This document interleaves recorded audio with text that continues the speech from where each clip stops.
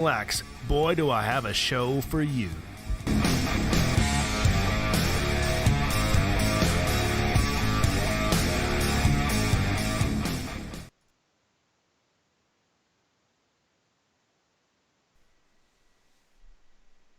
Welcome back, Wolfpack. Direwolf here for another weekly news recap, but a special one because it's going to be a drunk stream. Woo! Behind enemy lines on YouTube, where speech is not free and the truth is demonetized. Alongside me is my co-host, Fox. How you doing? I'm doing fantastic. I'm a thirsty man tonight. How about you?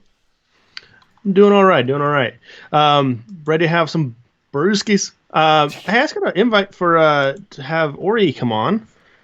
Didn't see where that message came from, but if that's true, tell me in the chat and we can bring Ori on, right? He said he could come on for game streams, so we'll game stream. We'll cool. invite him on the game streams. Awesome. Yeah. So.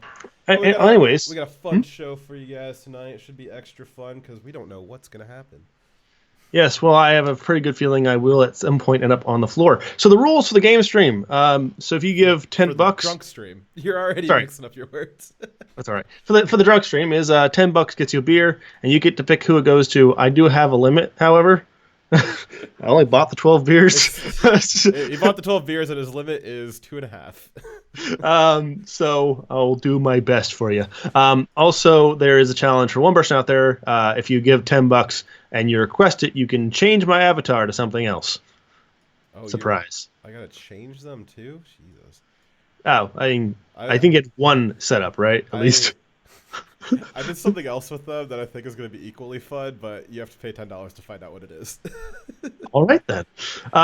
So it's $10 through Streamlabs, or it's a Ninja Guinea, right? Yes, Ninja Guinea or 1,000 Lino is about $10. That's what the exchange rate is right now. Awesome. So.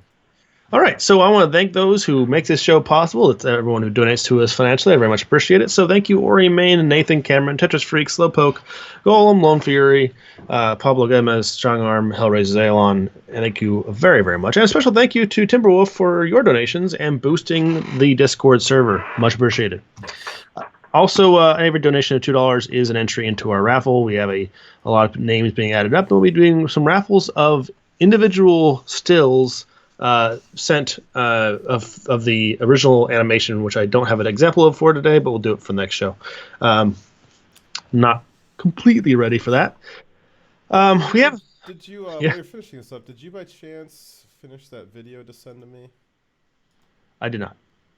Cries. All right. Well, I'll play the version I had. All right. I did tell you I wasn't going to be able to get that one done before the end of the show, right? You said you didn't have it done yet, but you would work on it. Okay. Right. No, I did. Sorry. Okay, that's fine. You can continue. Well, actually, we're ready for our first segment. Okay. Well, that is me. Let me open up this video here. And, well, it was ready to go before I was. All right. So we have an opening segment here. It's going to be kind of quick. It's more of a show and tell rather than a discussion. But sadly for Mr. Robert De Niro, who is the apparently a Hollywood star of some fame, I guess. I don't know. I don't think he is. But he's actually having some Me Too trouble this week. Pound Me Too, actually.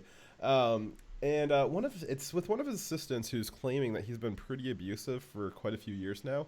And I think this recently uncovered phone call with... He's going to disprove that, right? He's going to say he's actually a good guy. He doesn't abuse his workers, right? It's actually going to shed a lot of light on how he's probably been abusing her. So let's take a look here. Let's see what Mr. De Niro had to say for his to his assistant here. And before I start this up, just a reminder again, $10 gets Dire Night Drinking. So if anybody wants to kick that off, toss us a Ninja Guinea or $10 on Streamlabs. Links are in the description. And here is Mr. De Niro. You don't answer my call? How dare you? You're about to be fired. You're history. How dare you disrespect me? Don't get angry with me because I'm pissed off because I didn't get a simple thing that I need right now here out in California when I'm here for less than 24 hours.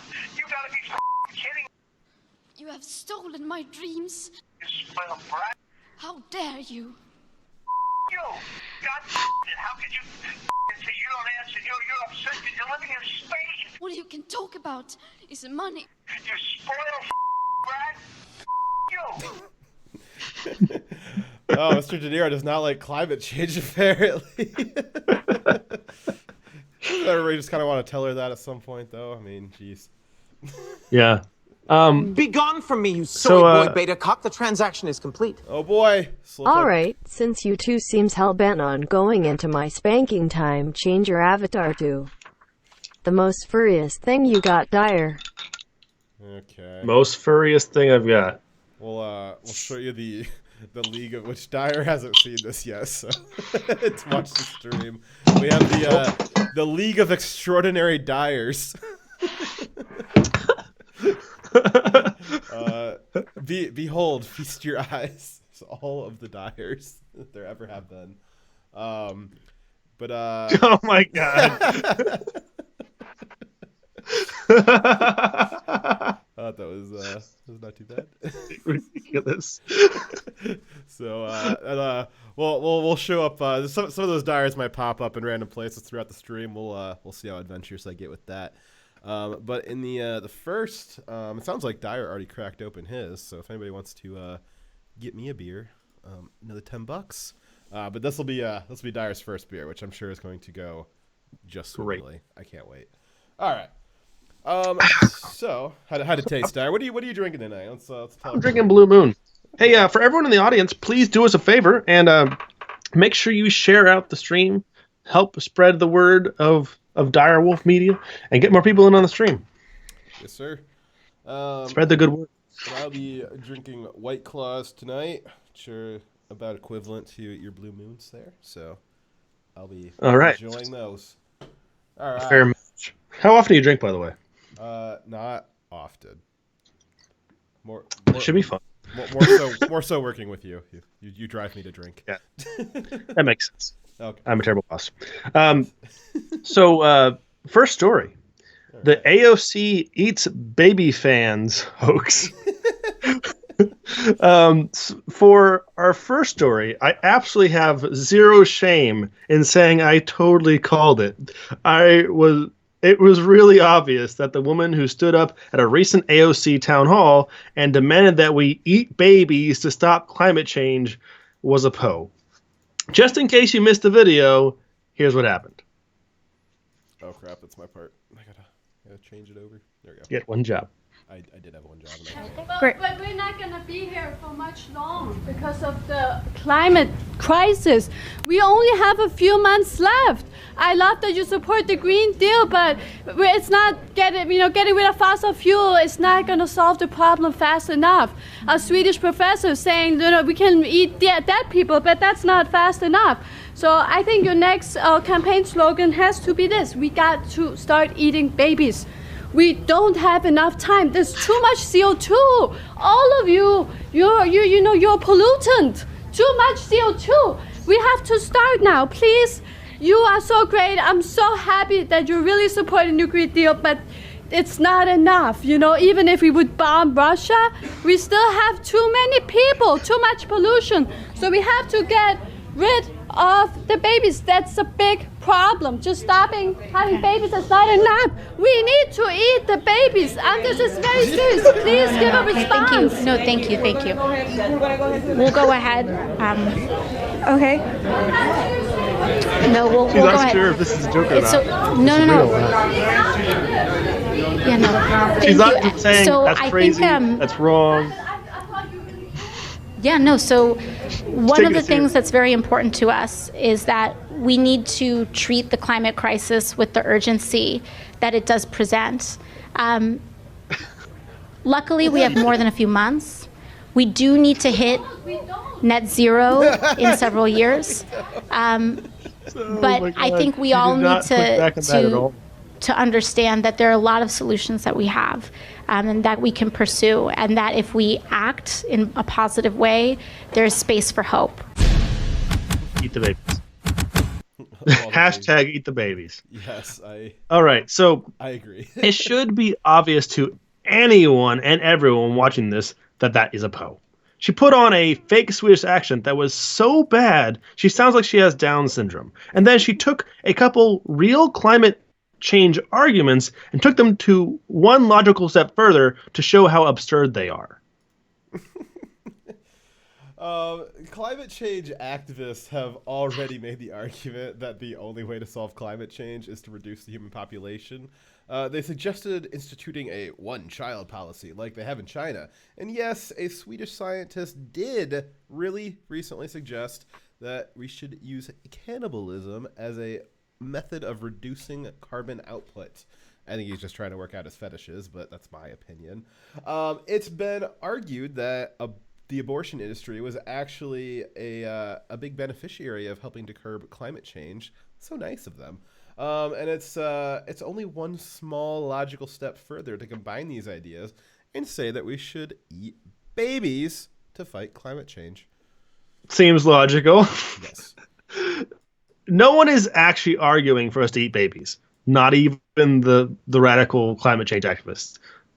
At least not yet, anyways. But taking their logic one step further helps demonstrate how absurd their actual arguments are. One example was how she said that we only have a few months to live, when AOC's actual argument was that we have only 12 years to live. Both time frames are completely made up.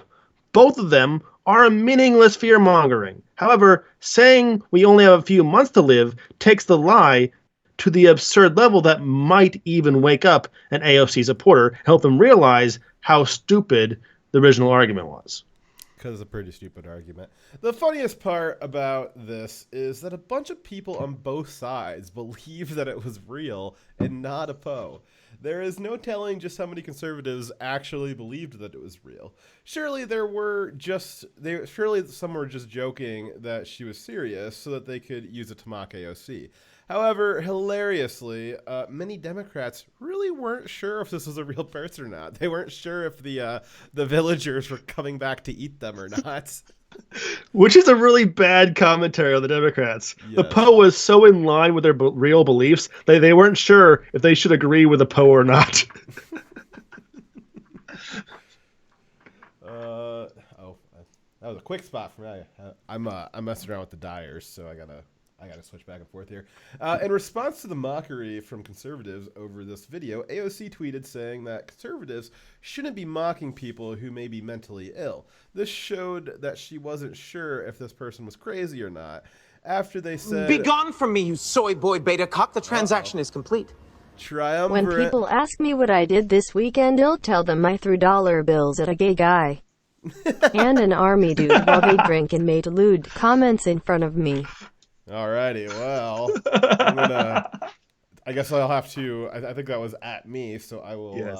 And I will oblige the lewd comments by saying I'm going to put this White Claw in my mouth. Ooh boy! All right. And I got a variety pack. So I got the lime one here. Here we go. Okay, so in response, so she wasn't sure if they weren't really sure if they were mentally ill or not, which is actually interesting, that they couldn't tell the difference between, because it seemed that was one of the interesting parts of this this troll here, is that it used 95% things that actually exist. 95% of what that woman was saying are actually positions and stories that the Democrats and the left have proposed or alluded to or suggested. Actually said out loud. Yeah, or suggested. And she just went the extra little mile of exaggerating one point and then stringing them all together. But by and large, it was pretty real. It was a pretty real story. So that's why AOC was not sure what was going on. And it showed that she wasn't sure this person was crazy or not after they said we should eat babies, and that she thought that it was at least plausible that her supporters might say that, which says a lot about what she thinks about her supporters. Yeah, when the conservatives were shit. What? Did you see the notes? What the fuck? So when the conservatives were mocking AOC for this, her response was, "Oh, it's really bad for people to be mocking someone who might have a mental illness." She's like, "Oh, so she thinks it's possible that one of her supporters might actually believe this." My response, because she wasn't even sure the person was great, she said, might have mental illness. If someone really believed that, I think it's pretty guaranteed they have mental illness. I would have to agree. My response was that she shouldn't be calling her supporters retarded, which is just mean. It also shows how low of an opinion she has of her supporters. I should think that they might actually have this opinion. Yes. Let's see. Is that my here? As it turns out, yes, this woman was actually a plant for the conservative LaRouche PAC, which I think it was lightly confirmed. I think that they claimed credit for it. Which I guess I believe them, but there was still some discussion as to whether or not maybe it more evidence came out in the last couple of days. And BuzzFeed was one of several media outlets that wrote articles highlighting that the LaRouche PAC had taken credit for the plant. The first line of the BuzzFeed article read, "The president and the far right slammed Representative Ocasio-Cortez." And I can't tell you how glad I am the sentence didn't end there. Yes. Thankfully, this BuzzFeed article wasn't about a GOP AOC orgy.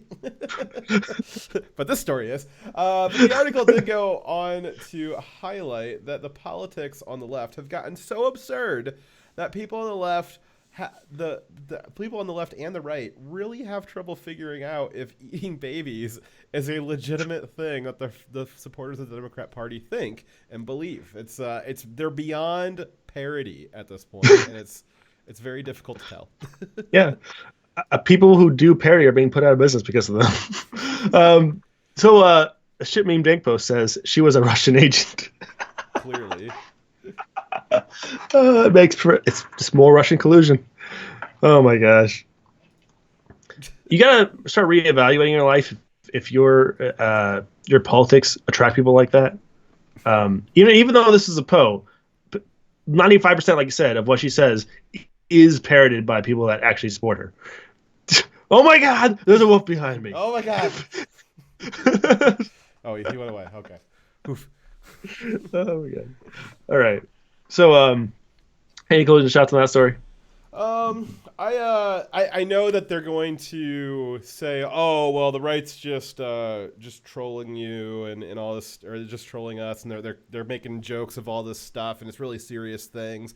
But I would challenge AOC to take point by point everything that woman said and explain what her stance is on each one of those points, because again, most of what she said it was really just the last part. It was just the eating the babies part. And really, I don't know, I guess I don't see that big of a difference between eating a baby and a person. Like it's still cannibalism. Like babies are like, it's like a little bit more extreme, but like once you're into cannibalism, it's not like. Well, think about it. They said that killing babies in the womb is not killing a human; it's killing a fetus, right? So it's not even a human. Yeah. And then they also said that you should be okay with eating human flesh. So what's the difference between when you carry both those thoughts in your mind at the same time? What's the difference between eating a dead body and eating a fetus that's not even human, never was human, according to your? So I'd be curious what AOC has to say on each one of those points, because AOC's one of the ones who's leading the charge on reducing the population by not having children. I mean, she's maybe not. Thank God for that. Yeah, keep that idea. Yeah. I don't have kids. Have a problem with that. But, if you're AOC. Yes, exactly. But I mean, the things that she said are borderline eugenicist, where it's just like, okay, well, we need to do very strict population control. For whatever reason, her reasonings for the environment. She's discussed that it's as serious as World War II, and if something's a serious World War II, I mean, that kind of changes the math on what it is that you might be willing to do. So, again... I mean, we have killed more children in abortions than died in the Holocaust, so... I guess that's true. Yeah. Not as many as what the communists killed, though. Man, it's hard. Not even close. It's hard to beat them. They're just... they're very efficient. Yeah, the Nazis were amateurs compared to Mao or... Stalin? Yes. Yeah. Alrighty. Well, so that's basically my closing shot. Is I think that's what they're going to say. Say it was the right trolling, and that's fine. But explain to us which one of those points you think is a troll and yeah. why. So here's the most telling thing from the story, right? So if you were to have a Poe come up and say something to a Republican during one of their town halls that was completely off the chart, stupid, crazy, the Republican would most likely push back on it and say, no, I don't believe that. That's wrong. That's crazy. You don't represent me because, that's how they are. But AOC didn't know how to respond because she agrees with a lot of the parts of what that woman said. Yes. Just not the final conclusion. And wasn't sure, didn't want to push away someone who might have been one of her radical supporters. Yeah, exactly. Which is, that's the concerning part. Is they're beyond parody. It's stuff that the Babylon Bee still has trouble keeping up with them, and it's we'll see what happens. I think it's probably more of a premonition of what the DNC policy is going to be, or stance is going to be in the next 6 years. I don't see it as that far off based off how far left they've lurched. I mean, we're certainly closer to eating babies as being mainstay DNC policy than we are not close to it. So that's depressing. Yeah. All right. Next story. Okay. Let me switch over here. Okay. So this week we had another. Are you kidding me? Another one. Another hate crime hoax. It's almost like there's not any real hate crimes because they talk about them nonstop when they come up, and they always turn out to be hoaxes. If there really was a real hate crime at any point, it would be on the news. But they're not. There's only the ones that are hoaxes. So this week we had yet another hate crime hoax. This time it was a 6th grade black girl who accused 3 white male students of physically assaulting her, cutting her hair at school. However, after video evidence of the playground was reviewed, it turned out she lied. Man, these... Oh my God, really? Holy crap. Yeah. This story can be added to the constantly growing pile of hate crime hoaxes, and which is right next to the not growing pile of hate crimes, which seem to have, for some reason, become a common social phenomenon. Also, not looking around to see if there's cameras watching you. I mean, that's the second one that's kind of gotten tripped up by that. Here she was from Nigeria. And they yelled out MAGA country while they're being rough. Oh, God. I'm sure it's starting to feel as though hate crime hoaxes are more common than actual hate crimes. Well, it may seem that way, but it's not exactly true. There have been 27 documented highly public hate crime hoaxes in the media over the last so far this year. That means that we've been bombarded with, on an average, of almost 3 hoax crimes a month. This is why they seem so common. Perception, though, for many people is reality. However, for Direwolf Media, reality is reality. What a concept. Hate crimes and hate crime hoaxes are given a lot of play in the media, so we perceive both of them as being more common than they really are. The more important fact is that hate crimes in the USA are very rare. In 2017, there were just 8,437 hate crimes. 5,087 of those hate crimes were violent, and 3,113 of them were hate crimes against property, such as drawing swastikas with chalk. In comparison, there were 1.2 million total violent crimes and 7.7 million total property crimes in the same year. So, crime is crime. What a concept. Yeah. That means that violent hate crimes make up less than 0.5% of all violent crimes. Basically, statistically insignificant. Also, 3,113 hate crimes against property is nothing compared to the 7.7 million crimes against property in total. The important thing we need to consider is that no matter what the left would like us to believe, hate crimes are not a common threat. In fact, they are very rare.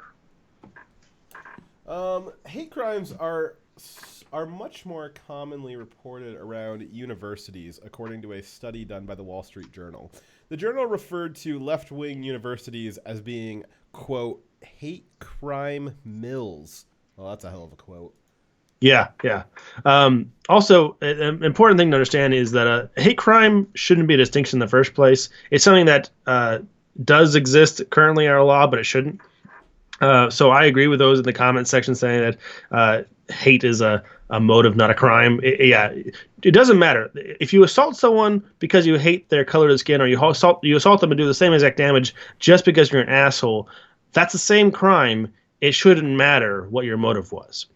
Shouldn't have a more of a punishment because of the motive. So the Wall Street Journal also found in a study of 346 hate crime allegations that only 1 in 3 were genuine. This is different from the hate crimes going to court and being proven to be false.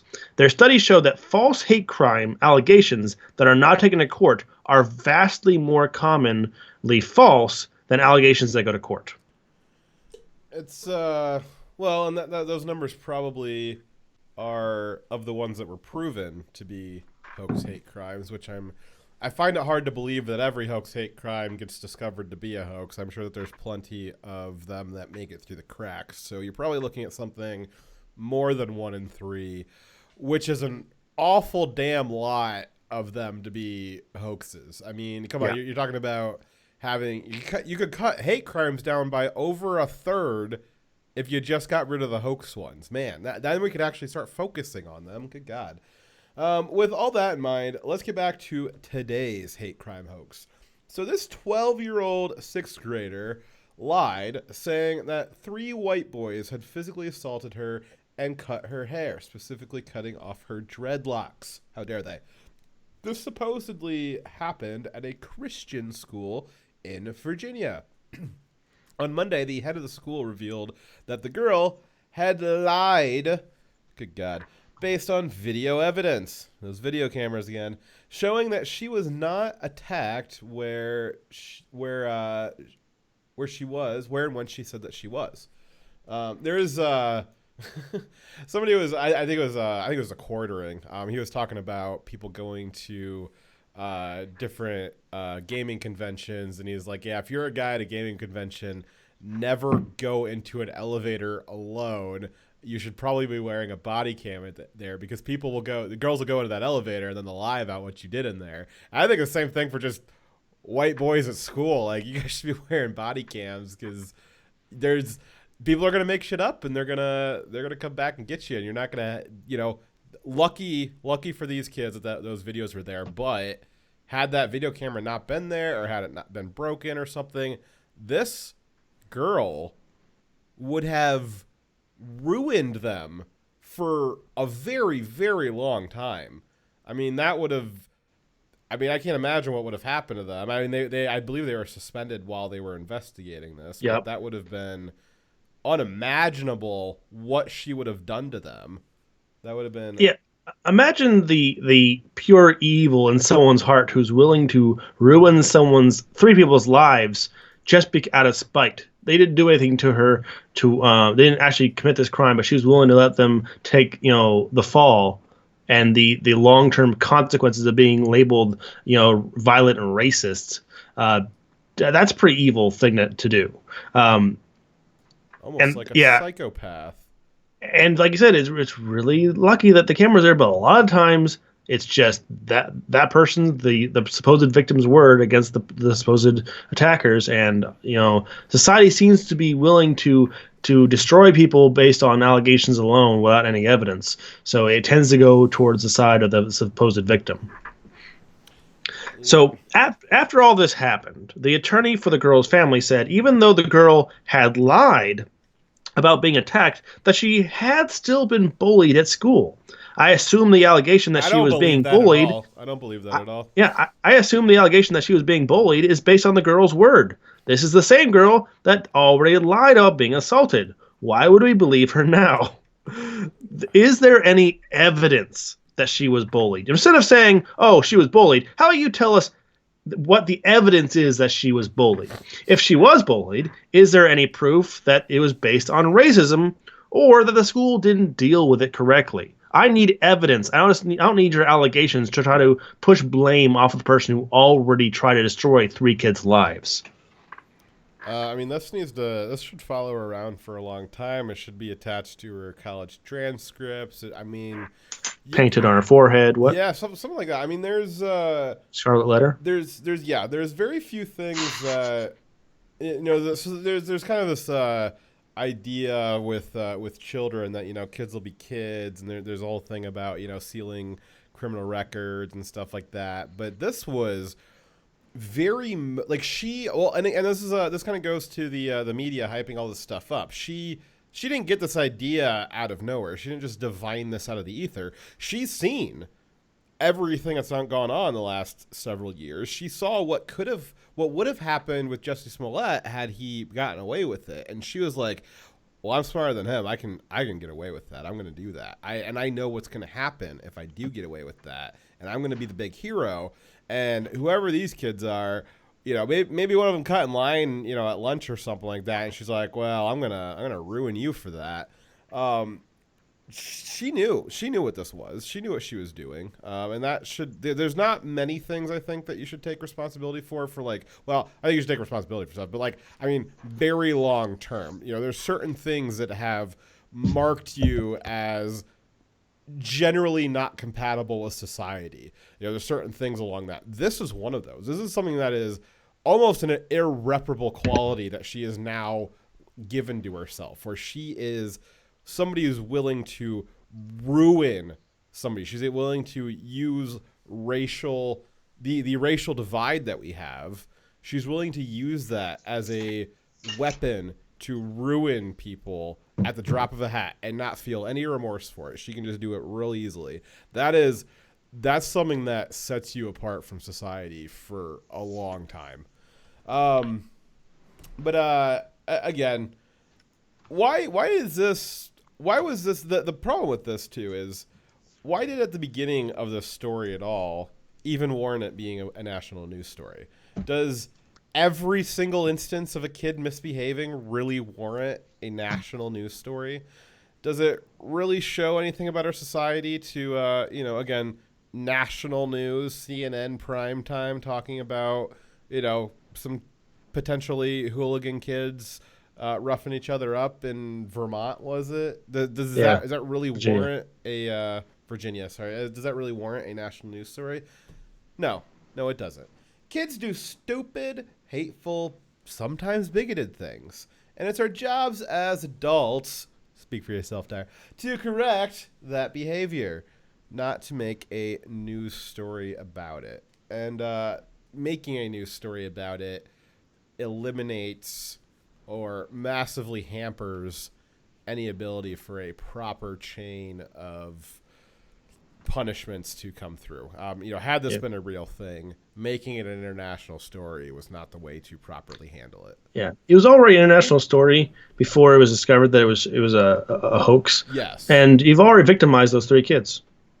Instead of correcting the behavior, if they had been wrong, you could have corrected it. They're still young. They're still not fully thinking right. They can still be educated to understand the world in a more full way. And since in this case, she could have been helped educate to understand that what she was doing was wrong. Though I still think it's pretty a deep-seated problem that you've expressed there. But maybe some therapy. Maybe some better education can help that person out. That's the only thing I can suggest. That girl needs a lot of therapy. Yeah. It takes a lot of therapy to cure psychopathy. Shadow Wolf says it confirms their anti-white bias, anti-male bias. So, yeah, it does warrant national attention. Yes, the after story might warrant national attention. But, again, as Dyer was just saying, this was a national news story before it was found out that it was fake. It was, again, it was just people get, it shouldn't happen, but I mean, it's a kids will be kids thing. It's just a thing that happens. I mean, that's, I'm not going to deny reality. people rough each other up on the playground every day. That's just how schools work. It doesn't matter what country you're in. That's just how it works. It doesn't warrant a national news story every single time it happens. And this was one of those cases. Obviously, I don't support bullying. It's not a great thing. But again, it doesn't warrant a national news story, not on a specific instance. And so I believe this had national news coverage for almost a week before it got figured out that it was a hoax. And once it was figured out that it was a hoax, that could potentially be a national story. But certainly because it was a national story when they thought it was real, the explanation that it was false, that deserves twice as much coverage.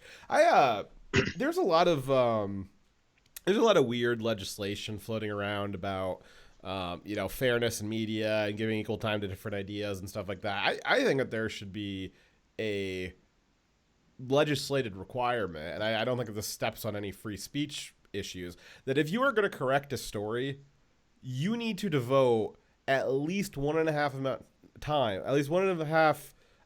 the time that you spent on the original story. You need to spend that much time plus half on the correction. If it's in print, you need to write an article that's 1.5 times as large. If it's on TV, on cable news, you need to spend a real long time explaining and going through what is it that we got wrong? Why did this slip through the cracks? Why are we making a correction? What really happened, and explaining that. Because again, they got their outrage when they started this out. I'm sure Black Lives Matter ate all this up, and probably less than half of them saw the correction. Less than half of that even cared about the correction, and less than half of that even really understood the correction. So it's not. That's once you get that spark there, it's hard to pull. It's hard to put those horses back in the barn especially on a racial crime. That's a really big thing to go, and you can't put that back in the box once you do it. Yeah. And then the news media doesn't even try. They don't even try to put it back in the box.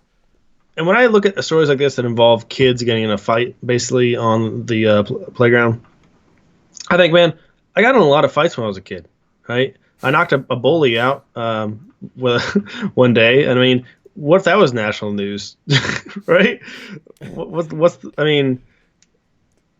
That's not national news. That kids get in fights. Dar's like, this is my turf. You can't bully him. I'm bullying him. I don't know what the kid was mad about. He came up, wanted to throw hands. I knocked him out. But I still don't know what he's mad about. I went to the principal's office still confused. It's like, he was thrown on me. I just reacted. What would you do? Right? I'm just standing in line at the beginning of school. I don't know. Maybe someone told him I did something. But I never figured out what it was. But whatever. In any case, so yeah, that wouldn't deserve a national news story. It was more violent than what happened to this girl. So I mean, if this is a standard, then I'm sure that guy hated me for some reason. Probably because you were a straight white male. Yeah. So Timberwolf wants to know why you're not slurring your words yet. I would like to know that too. I've also just finished my my White Claw here. So if anybody wants to buy the next round, let's get Dyer slurring. Yeah, I only had one beer. I can handle the one beer. Be gone from me, you soy boy beta cock. The transaction is complete. Oh, and here it is. You must be slurring 3 for Dyer, 1 for Fox, just so he doesn't feel left out. Yeah, I don't like getting left out. All right, Dyer, you got 3 on loan here. I got 1. Oh dear. Okay. You got to finish them by the end of the next story. What? You agreed to it. You don't remember the contract? I didn't read it. I know you didn't read it, but you added stuff to it. I figured you would have maybe read it, but I added what seemed funny at the time. It made so much sense. Alrighty, so what is our next story? Oh my God, we got another AOC story. Jesus Christ, Di, what are you doing with all these AOC stories? I feel like you're obsessed, man. You got. I'm in love. Don't tell my wife. Gross. She is gross. As a gay man, I'm just gonna say, girl, you shouldn't wear that. All right, AOC. So she, man, she trolled the hell out of the DNC. She has been kicking and screaming, moaning and bitching about impeachment for months now. And they finally did it And she is like, nah, like it's boring. I'm bored of the impeachment thing. Let's move on to the next thing. She's such a damn millennial. I know. So as stupid as radical AOC is, it seems that she may be more responsible for getting Trump reelected than anyone else. That is very true. Whether intentionally or unintentionally, AOC has sabotaged the Dromocrat Party. That was a lovely spelling there, Dyer. What is a Dromocrat? It's not underlined. All right, while I finish this paragraph, Google that and tell me what the definition is. All right, so she tried to sabotage the Democrat Party, and they, like the lemmings they are, have followed her off the edge of the cliff, from which they are not likely to recover from. AOC and the squad forced the Democrat Party to start impeachment hearings based on evidence during a time when impeachment is extremely unpopular among the American people, which is pretty much all the time. Yes, so according to Google, Dromocrat is just a misspelling of Democrat. Thanks, Google. Appreciate it. Rub it in. Democrat. If he's a Democrat, for people who aren't good at spelling. So AOC is part of a small socialist wing of the Democratic Party that find themselves at odds with the Democrat establishment almost as much as they find themselves at odds with Trump. They often criticize Democrats like Nancy Pelosi and have threatened to even primary them to get them out of office. Back in 21 September, AOC called her own party's failure to impeach President Donald Trump a national scandal, pressuring them to prematurely call for impeachment over the Ukraine phone call with Trump before actually knowing what was in the phone call. Nancy loves passing stuff before she finds out what's in it. This one kind of came back to bite her. Yeah, you got to call for impeachment before you find out what it's based on. Nancy Pelosi has been telling the rest of the Democrat Party that they shouldn't try to impeach the president before they had a solid case. Calling for impeachment prematurely would likely result in a political backlash that might not only win Trump a second and third and fourth term, but also cost them their majority in the House of Representatives. However, after being pressured by AOC and on the 24th of September, Nancy finally caved and announced formal impeachment inquiry for Trump. You'd think that that'd make AOC happy, right? That's what she's been asking for like the last 3 years. She was asking for impeachment before he got elected. She's been asking for impeachment since before it was cool.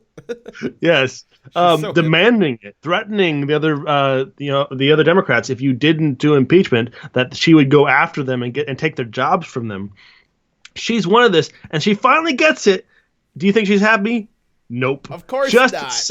Just 7 days later, on the 3rd of October, AOC told supporters during a town hall in Queens that impeachment proceedings against Donald Trump were boring and distracting from the goal of social and economic and racial justice in the United States of America. Damn, that is a hell of a troll. Now that I got it, I don't want it anymore. Geez, she's like a 5-year-old.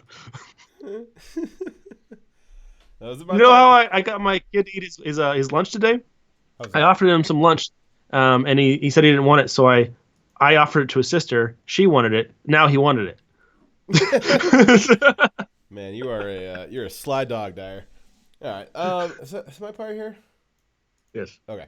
That's right. AOC demanded that Nancy Pelosi start impeachment hearings.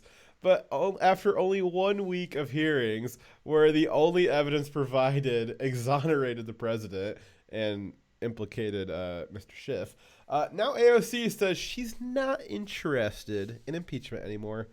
AOC went on to say, quote, "Trump should have been impeached a long time ago. I'm over it. And so that's how I feel about it, because we've got work to do," end quote, she said, before going on to argue that, quote, "impeachment of this president is a short-term action We need to preserve our democracy. But if we are really going to thrive as a country, we need to make long-term investments. I don't think that girl has ever thought about a long-term investment in her life. I don't think she said a long-term thought in her life. It's kind of late for that, by the way. The Democrats for the last 3 years have done nothing but call for impeachment. Seriously, they were calling for impeachment on the day he actually won the vote. And they followed crazy conspiracy theories about the president. They have done nothing but lie about the president and resist every policy he has proposed. Even with their obstruction, Trump has still been able to do a lot of great things for the American economy and national security. During the next election, people will be able to see that the Democrats have achieved nothing, and all they have done is resist a president who has done great things. That will cost them dearly at the ballot box. Good. Good. Trump for the rest of time. Yes, Trump in 2020, 2024, 2030, 23,000. Trump will be our president when we're living on Mars. I wonder if he'll be able to run for president again on Mars. Right, the president of Mars. Yeah, does the Constitution like only apply to Earth? I mean, can you? Well, here's what's going to happen. See, we're going to get a colony on Mars. It's going to get big enough where they're going to get tired of having basically military rule over their society from a country, from a planet that's really far away and does no business with them. I'm assuming there's no trade across planets because that'd be way too expensive. Just to get anything kind of weight into space takes a lot of energy. So there's no point in trying to trade. It'd be too costly. So they have no connection to Earth. If somebody in the audience can tell me what the Epstein drive, which show or book that's from, I will drink a free White Claw for you in your name. You can tell me what the Epstein drive is from. Can't Google it. Go ahead. In any case, I can imagine there being a civil war between Mars and the Earth. They developed their own country and their own constitution. It would happen. Dyer, how long until you join Space Force, man? You gonna go out there and kick some Martian ass? I can become Space Marine Dyer. Yes. I would totally do it. I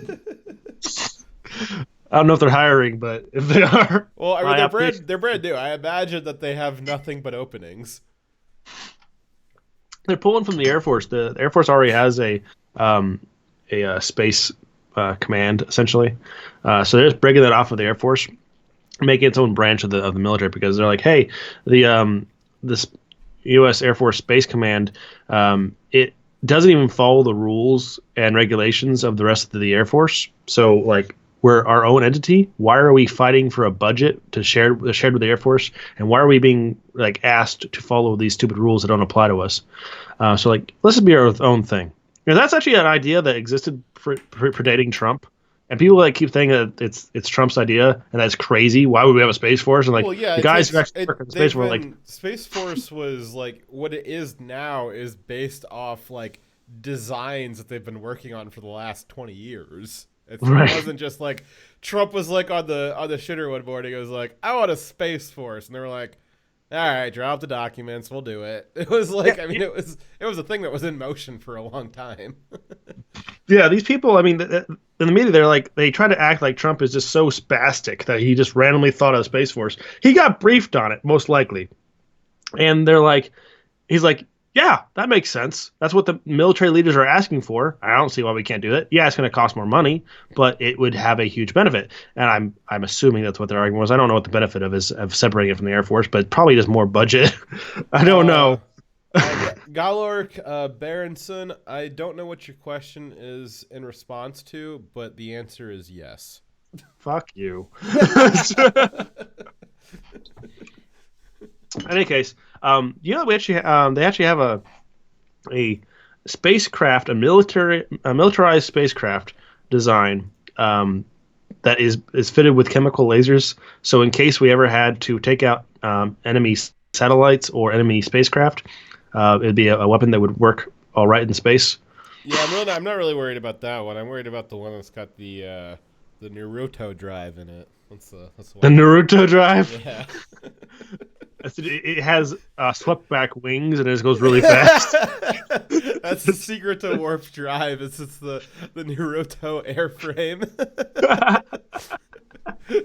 It doesn't even require like any kind of reaction drive. It's just the shape of the wings. It takes chakra. What are you talking about? The shape of the wings, and then you have to have a pilot with chi, and it's spiritual energy. It just goes. The Chinese have they have the corner on the market of that chi energy. Yeah, that's gonna be the death of us, isn't it? That's what's gonna win them at the war. Is they're gonna have the Naruto. We have to take the Chinese and hook them up to the engines like batteries. Yes. Yeah. We'll get them with the Naruto class weapons we've got. Jeez Louise. Can we get back on topic? No. Okay, I will go off to the next story. All right. Bernie Sanders. He has a lot of heart, but a little bit less as of this past Tuesday. One second. Shadow Wolf has made a very important note. He says that please go to Streamlabs and send us money because every $10 buys a beer. And also it gives us fun. And also enters you into a raffle, which is cool as well. You get free stuff. Yes. Maybe. I'm do you have the while we're reading this story, maybe after this story I can play the intro animation that they're gonna clip frames out of and we're gonna show people what they can win. Certainly. Alright, so you send me that. And then I'm sure Dyer's almost done with his next 3 beers here, which he was supposed to finish them by the end of the story. Working on it. You're supposed to finish them by the end of the story, so you want me to get back on topic? You get to the bottom of those cans. I'm almost done with mine. Bottles, so anybody... like I'm not an animal. Did you got a shotgun him? You gotta do the Wolverine. Yeah, we did that in college one time. Me and my friend did. The Wolverine's like an urban legend that you do a shotgun, but like you bite the can, and we actually did it. And we somehow managed to not slice our faces open and not swallow aluminum shards. And it was kind of cool, but I don't think I could do it twice. I like not dying. That sounds like fun. Yes. We had a lot before that, so that's why it sounded like a good idea, but it was not. But yes, definitely triumvirate. I almost done with an entire 20-ounce bottle of Dr. Pepper. I'm feeling kind of tipsy, sugar high. Yes, sir. It's that corn syrup. It'll get you. Right. All right. So our next story here, and yes, head over to Streamlabs and buy me my next White Claw. Our next story here, Bernie, like I said, got a lot of heart, a little bit less heart after this last Tuesday, because the world was unshocked when 78-year-old DNC candidate Bernie Sanders was hospitalized with chest pain. The fact that this was a heart attack was obvious to anybody with a brain. So the Sanders campaign naturally felt confident that their supporters would believe the lie that it was not a heart attack. What followed was a fierce debate between Bernie bros and everyone else splitting hairs over specific medical terminology and whether or not this had anything to do with his age, which it obviously did. Obviously. Clearly. Late last night, the debate ended with the Sanders campaign when they released an update. They revealed that it was indeed a very serious heart attack. No fucking duh. I'm just so surprised right now. I'm sharked. This is my surprise totally face. Sharked. Imagine my sharks. A fact that they knew 3 days ago, which right when it happened, by the way, and they waited until late on Friday night to dump the story. A well-known tactic to bury something you don't want the media to cover that closely. Little were they prepared for Direwolf Media's proprietary Saturday morning research, so we scooped it. Did you add that? Yes, I did. I was like, I couldn't read it right. I was like, yeah, you were stumbling over it, and then I was like, I don't remember writing that. Where'd that come from? I'm just gonna come out and say it though. This has everything to do with his age. He's 78. Heart attacks happen to 78-year-olds. Really? It's not fun, but it's just a thing that happens. And according to the Social Security Administration actuary tables, a 78-year-old has a 5% chance of dying during the next year, which is sad. But it's just science. It's facts. It's the data. It's not. I mean, it's not offensive. It's just a fact. That probability only goes up every year you add on to it. Obviously, Bernie isn't the only old guy running though. But he needs to be a wake-up call. Biden is almost 77. He'll be 78 in November, actually, and he is very visibly declining in his mental faculties, like very clearly. Warren, who is definitely going to be the nominee at this point. I'm also calling that, so go ahead and quote me on that. She's 70, which is not the worst, but it's not the best by a long shot. Again, Trump's Trump is 71 at this point.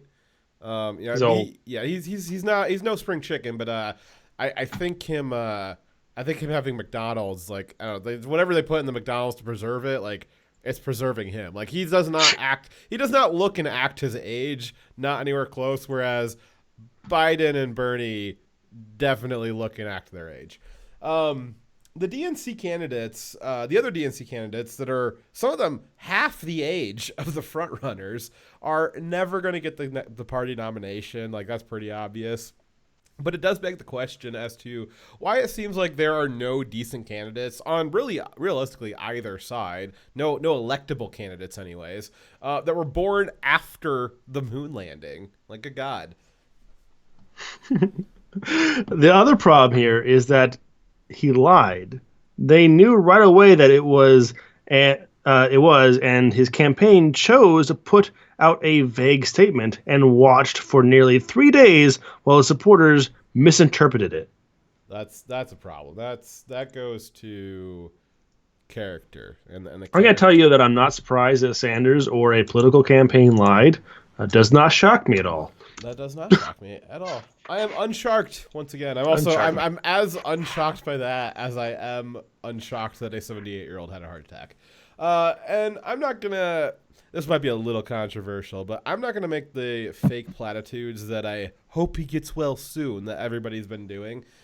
Bernie has very specifically proposed a plan to destroy the healthcare system in this country. A policy that would lead to lower standards of care and higher mortality. It's just looking at the facts. But as a federally elected official, he would have been exempt from those disasters that he's proposing.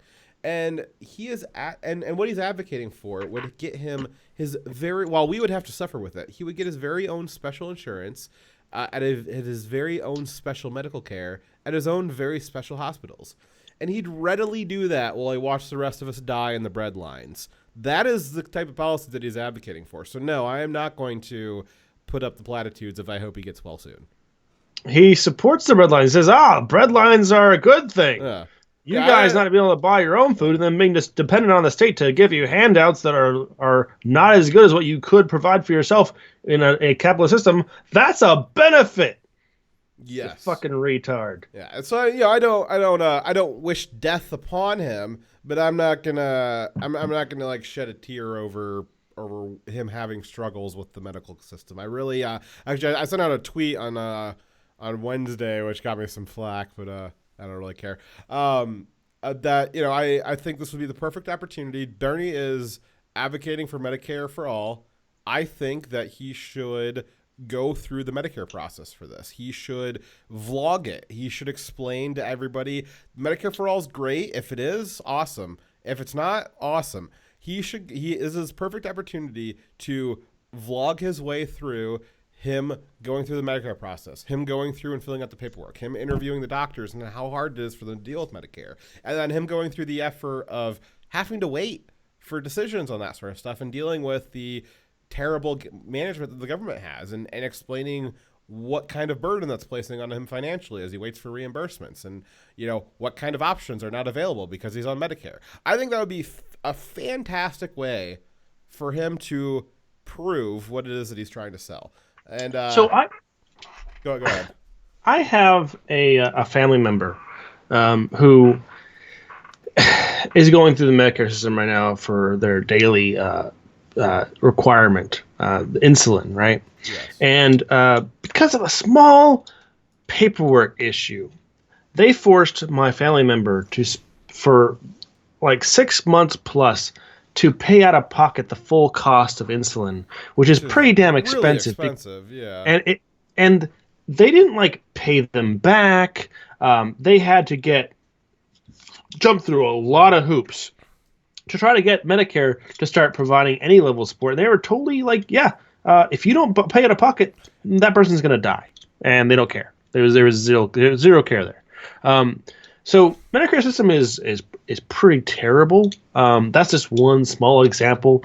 I have the perspective of having military medical care, which is also a universal style care, and it's terrible. The VA is terrible. And I'm like, hey, you guys are basically asking everyone to be on the VA, and the VA already sucks. Imagine that scaled up to the entire country. You guys don't know what you're getting into.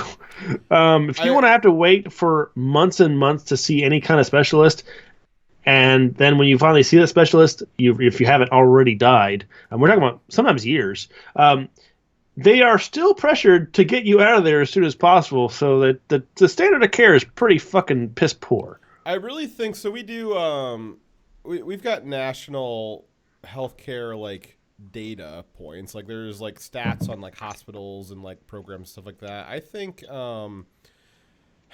a way to solve this is, and they would never do it, but I think that the government officials should be obligated to receive whatever standard of care got the lowest rating from the previous year. And I think well, but if you did something like that, the lowest standard of care would be really, really high, because they would not want to, deal with it themselves of, dying in whatever awful hospitals that they've got. But I think that would solve a lot of the issues. And I especially they just charge us a bunch of money if they did that. The problem is that when you put government as a middleman between you and your medical care, there's an inherent extra bureaucracy cost in the entire system. It makes medical care way more expensive. Yes. Shitmean Dang post, slightly changing the subject, has something to tell you, Dyer. What? I think you should read it. It's okay. We got a new follower. Thank you. Oh, never mind. Shitmean Dang post. What's the problem with government doing everything? It can't. That's the problem. I meant the one above that, but that's also I'm going to read that one. Furry Dyer exists. Human Dyer goes into denial. I am not a furry, but I do see lots of ears behind the topic. Where'd those come from? You've been busy. I've been busy. There is. They've been breeding. Wait, with who? Themselves? That's gay. All right. Oh damn it! I said it. We're still on YouTube. I said gay, and now we're demonetized. If you had watched us on Thursday, you would know why. Nice, no, you YouTube audience. Yes. So. Which actually brings us to the end of YouTube, and I am nearly at the end of my can. So if somebody would like to buy me another brew here, I will drink it. I'm still working. Where are you at on? What number are you at? Third. I know I'm behind. Please don't judge me. I'm a mass judgment. I'm gonna do bottoms up on the second one here. Give me a second. We have quite a few people talking on YouTube. Oh, do we? We got a nice 16 people watching there. Nice. We got a YouTube. Nice following here over on DLive. Got 18, which YouTube. Which well, do you wanna abandon them, or do you want to maybe do a special? We'll stay over on YouTube tonight. We'll stay over. I'm kind of I'm cool with that. So hey, everyone on YouTube, please do come over to DLive and follow us there. If you have a YouTube account, and you can also have a DLive account, like 2 clicks. So if you go over to DLive and you don't have an account in DLive, you can log in with your YouTube account, and it'll just be real quick. It'll be a quick 2-second thing. And that's where a lot of the conversation's happening at. That's the chat feed that Dyer and I are most paying attention to. And that is, as you guys know over on YouTube, YouTube is a sinking ship for content like ours.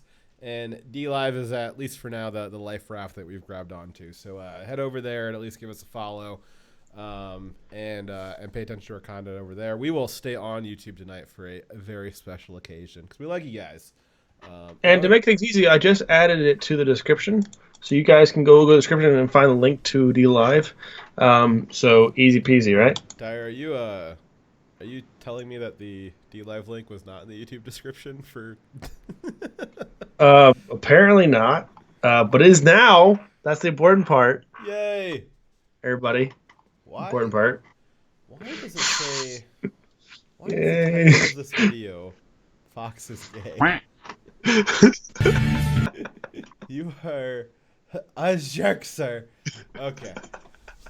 Well, as promised, we are between stories here, so we will show a quick video.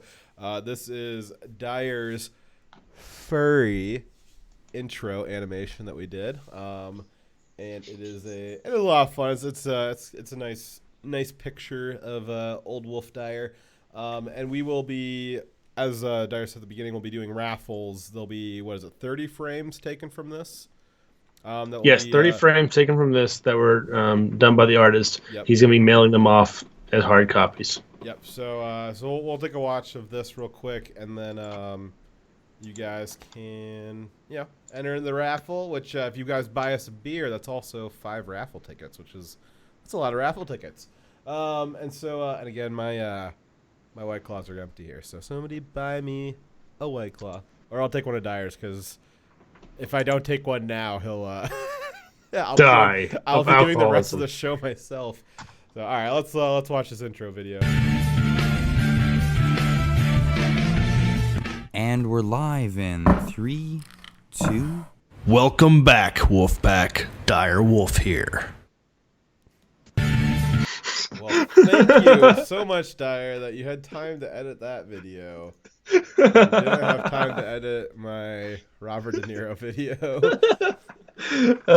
There you have it, everybody. Fox is a homosexual. In case you didn't know, I am gay. It is true. That's why I get to drink White Claw instead of beer, though. It is gay privilege. My gay privilege. So everyone on YouTube, please follow that link. Join us on D Live. Drop us a follow. Please share this content. Thank you, Criminal Imagination. That's a pretty funny name. So please, because it's the thought crimes. If you're in England right now, if you think the wrong thing, they might arrest you.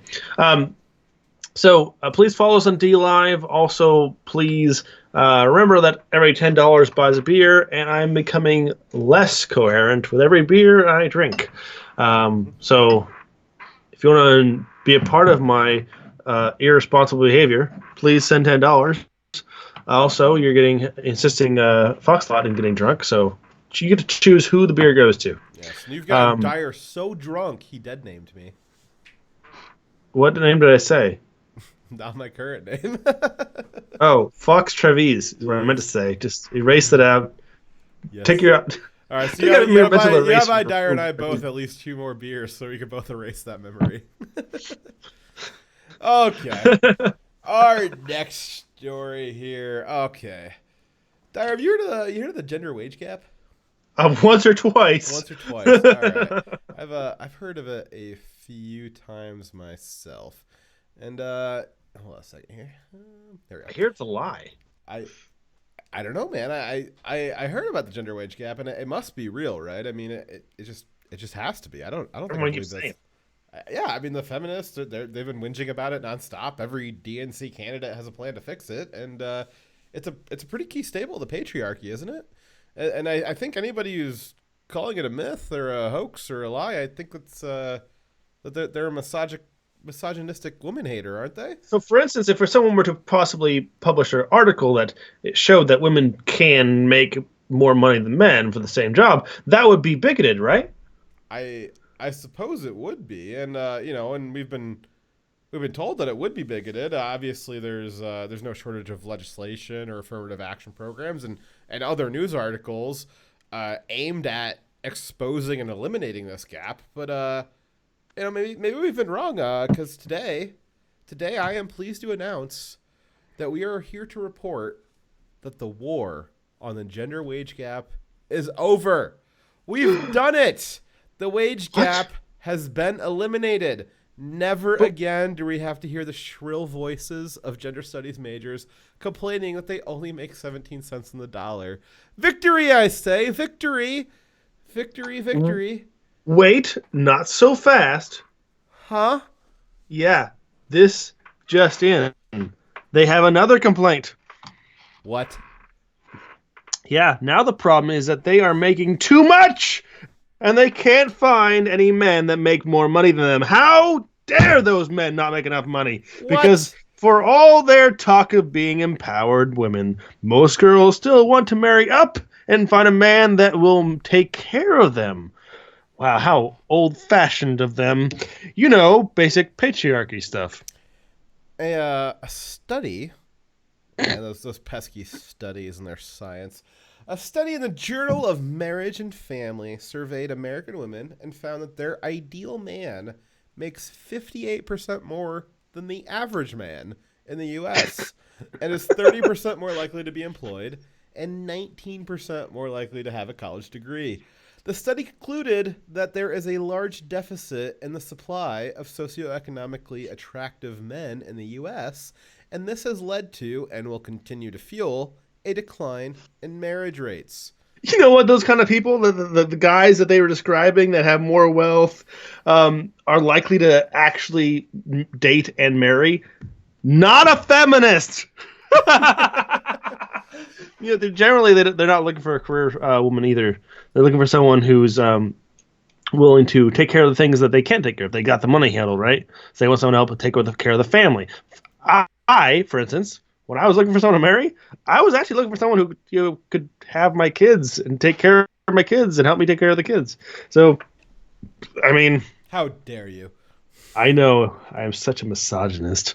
So Tim Pool became part of this story earlier this week when he reported on this study, and added that in his personal life, he was having the opposite problem.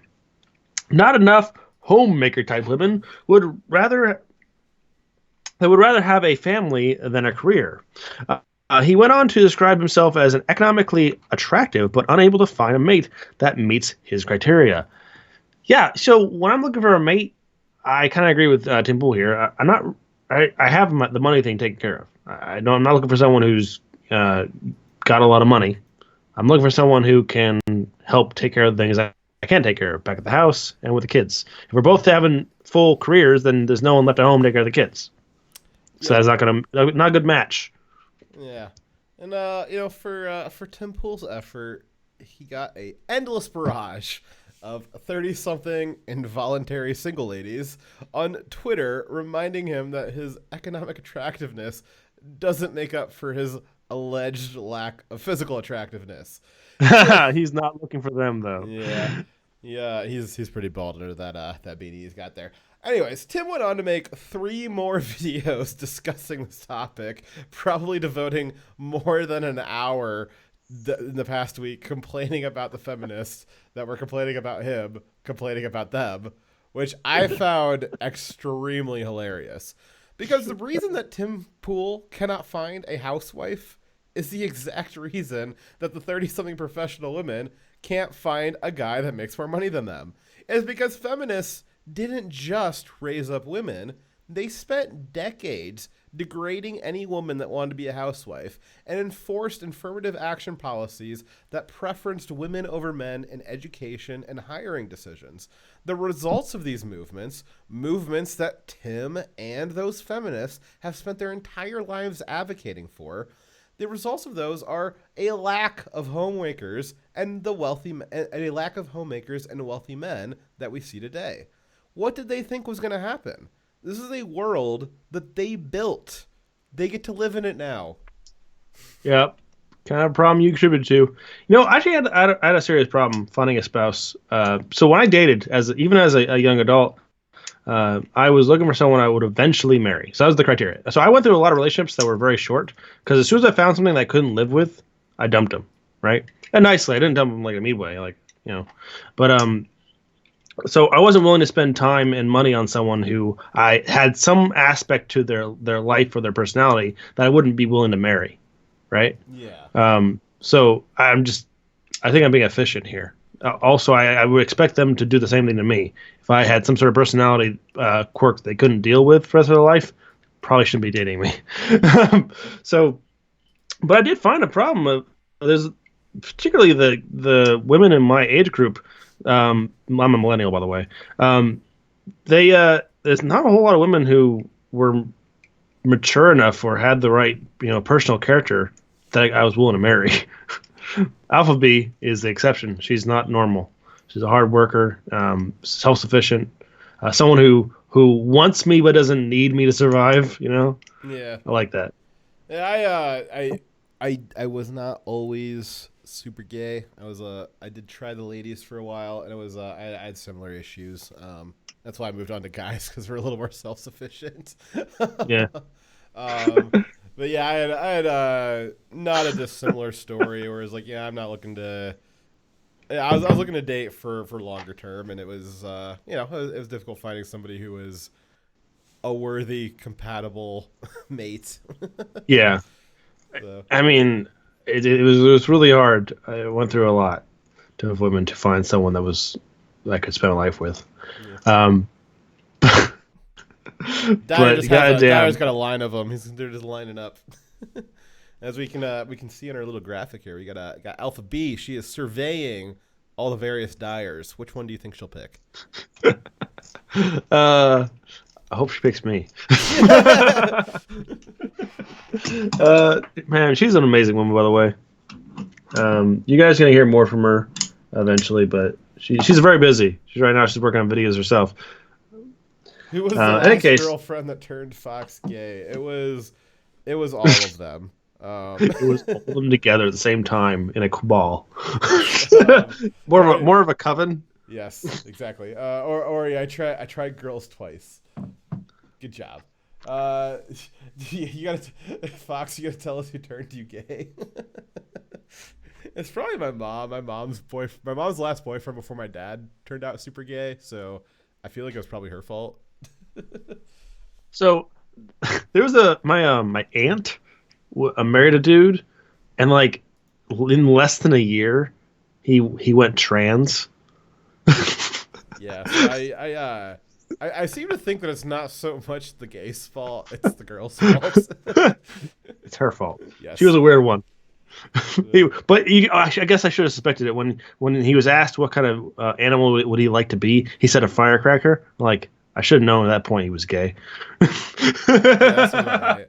That or fox. Yeah, firecracker or fox. That's like those are pretty gay animals. If you guys would like to hear more unscripted, low defense mechanism stories about my past, buy me another White Claw. $10. I want my last one, by the way, just so you guys know. So I've only had 2, and we are approximately an hour and 20 minutes in here. So. What is time? So yes, let's go on to the next story. Yeah, I assume we still have stories. We do have plenty of stories, and while we are moving on to the next story, I have to remove all of the mini Dyers. All right. So, is it illegal for the president of the United States of America to work with other nations that are not the United States of America to investigate corruption? It seems like that's something that they'd be allowed to do. Let's find out. The core claim of wrongdoing against Trump is in regards to the call that he made with the Ukraine president. Is that it's that he had illegally solicited evidence of corruption from Biden. Allegedly he illegally solicited evidence from Biden of Biden from the Ukraine president. So the question is, was that a legal thing for the president or any government official to do? Was it legal for them to ask a foreign government for evidence of corruption? Has something similar to this ever happened before? And how was the legality of that treated before it was Trump? Orange Man bad and all. Yeah. Are we having the same standard apply to everyone, or is it just a new standard for Trump? It's important to note that this question standard for Trump. You're spoiling the punchline. Just kidding. Everyone knows that's the punchline.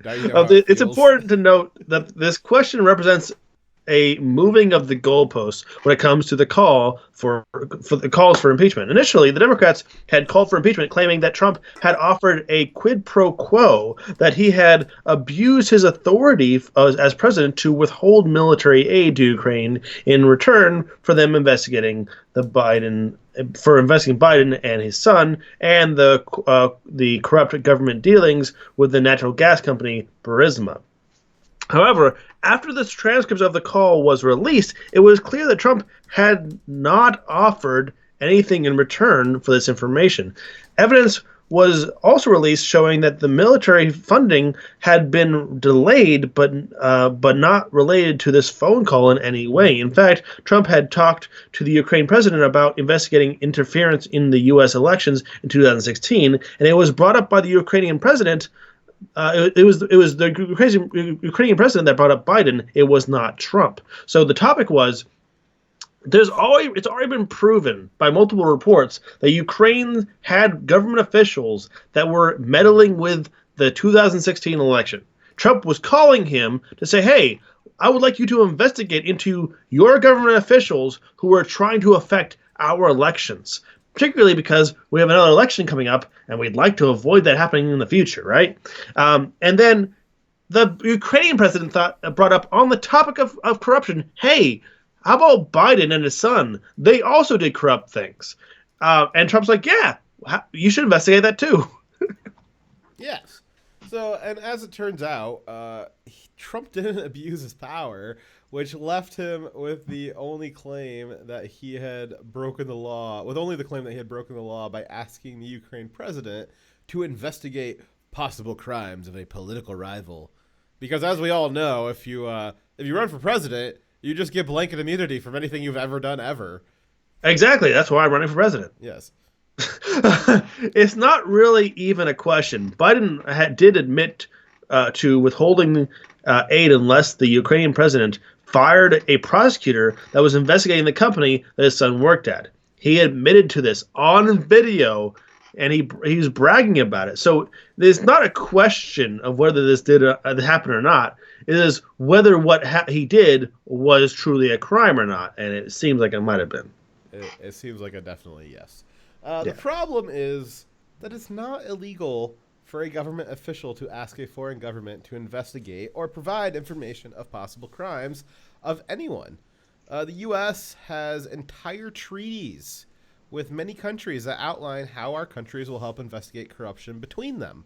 We have treaties that are determined to be lawful and that necessitate government officials, including the president, to request other government officials to investigate the corruption of our government officials and vice versa when it affects those countries. This was Trump's statement about the matter on Twitter. He said, "As president, I have an obligation to end corruption, even if it means requesting the help of a foreign country or countries. It is also be gone from me, you it is done all the time. This has there. Now I am super poor lol White Claws X2. Alrighty, I got some White Claws to drink here. Alrighty. What flavor should I do, Ori? I got black cherry, natural lime, grapefruit, and I think another black cherry. What do we got here? Black cherry. Just do black cherry. Black cherries. Oh, you like Darius is a black cherry. Oh no. You guys may have heard. Oh, and I've got raspberries. Oh boy. Ew. Dyer, you're drunk. Slow down a bit. I don't have a grapefruit one. Grapefruit's awful as a grapefruit, but it's good as flavor. All right, continue on, Dyer. I apologize for interrupting. Thank you very much, Corey. Okay. It's done all the time, Trump said. It's done all the time. This has nothing to do with politics or political campaigns against the Bidens. This does have to do with their corruption. Dun, dun, dun. And Trump is right. There are many examples of presidents and government officials requesting investigations into corruption. U.S. spy agencies regularly work closely closely with other spy agencies of our allies, for better or worse, like this Five Eyes alliance, which kind of creepy, actually. Whole other story. This is not only legal, it's common. Some might say too common. The Democrats responded to this by saying that what makes it illegal is that the Orange Man did it. And he did it because Trump personally would benefit from Biden being held accountable for his corruption. So their argument isn't even that Biden might be corrupt. Instead, it doesn't matter. Their argument is that even if he is corrupt, him being held accountable for that corruption would be of benefit to Trump and presumably to the whole country. And so, he said, he didn't want to do it. Don't I have a video for this? Or is that for I don't know. I don't think so. My first response would be, so what? If Biden committed a crime, does it matter if Trump would benefit from being held accountable? Would you say that, this guy would benefit for, if so he got a business, right? This guy runs a business where he sells shoes. And the guy next door also sells shoes, but he then murders somebody, and the guy who also sells shoes next to him was the witness. And you say, you can't be a witness for the other guy next to you committing a crime, murdering someone, because you would personally benefit from him no longer selling shoes next to you. Like, why does that fucking matter if you would personally benefit? If the guy committed a crime, he committed a crime. God damn. You'd think that not only would Trump benefit for Biden being held accountable for his actual crimes that he admitted to. It's not just an allegation. He said, I did it. He bragged about it. The entire country benefits from it. Jeez Louise, it doesn't matter that Biden is a political rival. And let's be honest, what chances did Biden really have of winning anything? He's having more trouble staying alive than actually staying in the race. Sorry, move on. It is your part, but I do want to respond to chat real quick here. Yes, CC, you do see what you think you see, and you're the first one to point it out. Good job. God damn it. I see it now. And it's been on there the whole time, Dyer. That was like the first thing I did. Yeah. There's teeny tiny Dyers hidden all over every scene, and there's only getting more and more of them as time goes on. So just because a person is a politician or a rival of a rival party, it doesn't mean that they are immune to investigation for crime. That again, I remind you, he already admitted to. It's not like these are baseless allegations. Like the Trump dossier was a baseless allegation. Yes. And I'm glad you brought up the Russian dossier, known as more commonly known as the piss dossier, which may be Dyer and I pretty soon here if we keep drinking, because that was what what was the Trump Russia dossier? It was an investigation by a British intelligence officer. Notice I said British, not American. Sourced from Russian, again, Russia is not how I say American, government officials, paid for by the Hillary Clinton campaign. Hillary Clinton is an American, and she was running for office, to get dirt on her political rival Trump, which, as we all know from the Biden standard, Trump should have had diplomatic immunity from every possible crime ever because he was running for office. That's just how it works, isn't it? I thought that was precedent. Yeah, that's how it works. Which that dossier was then used by members of the U.S. government, mainly Sir McCain, jerk, in an attempt to undo the results of a democratic election, because that pesky democracy gets in the way of the Democrats all the time. The Democrats have been the ones who were corrupt, and Trump is the one fighting that corruption, and they are now saying that they want to impeach him for fighting corruption. Imagine that. Imagined. I've imagined. Imagine now, or else. In any case, the short answer to the question is it illegal for Trump to, without offering anything in return, ask for another country to investigate the allegations of corruption of Biden or anyone? Well, no, it's not illegal at all. It happens all the time. And the media has done an amazing job of convincing people that something that is inherently good is a bad thing. So something that their own candidates would do, their own presidents in the past have done, is to when there's some sort of corruption in the U.S. government where someone who is a government official does something corrupt that affects other countries, it necessitates that we get evidence from those other countries to then be able to prosecute that person for the crimes they committed. Yes. And it doesn't matter if the person requesting the information personally benefits because the other person is in the other political party. It doesn't fucking matter. If they committed a crime, they committed a crime. Yep. All right? That's simple. So I did find that video that I wanted to play, so we'll play that real quick here. Apparently Ori wants us to talk about Joker. Have you ever spoken to your son about his overseas business dealings? I've never spoken to my son about his overseas business dealings. Look at this photograph. Every time I do it makes me laugh.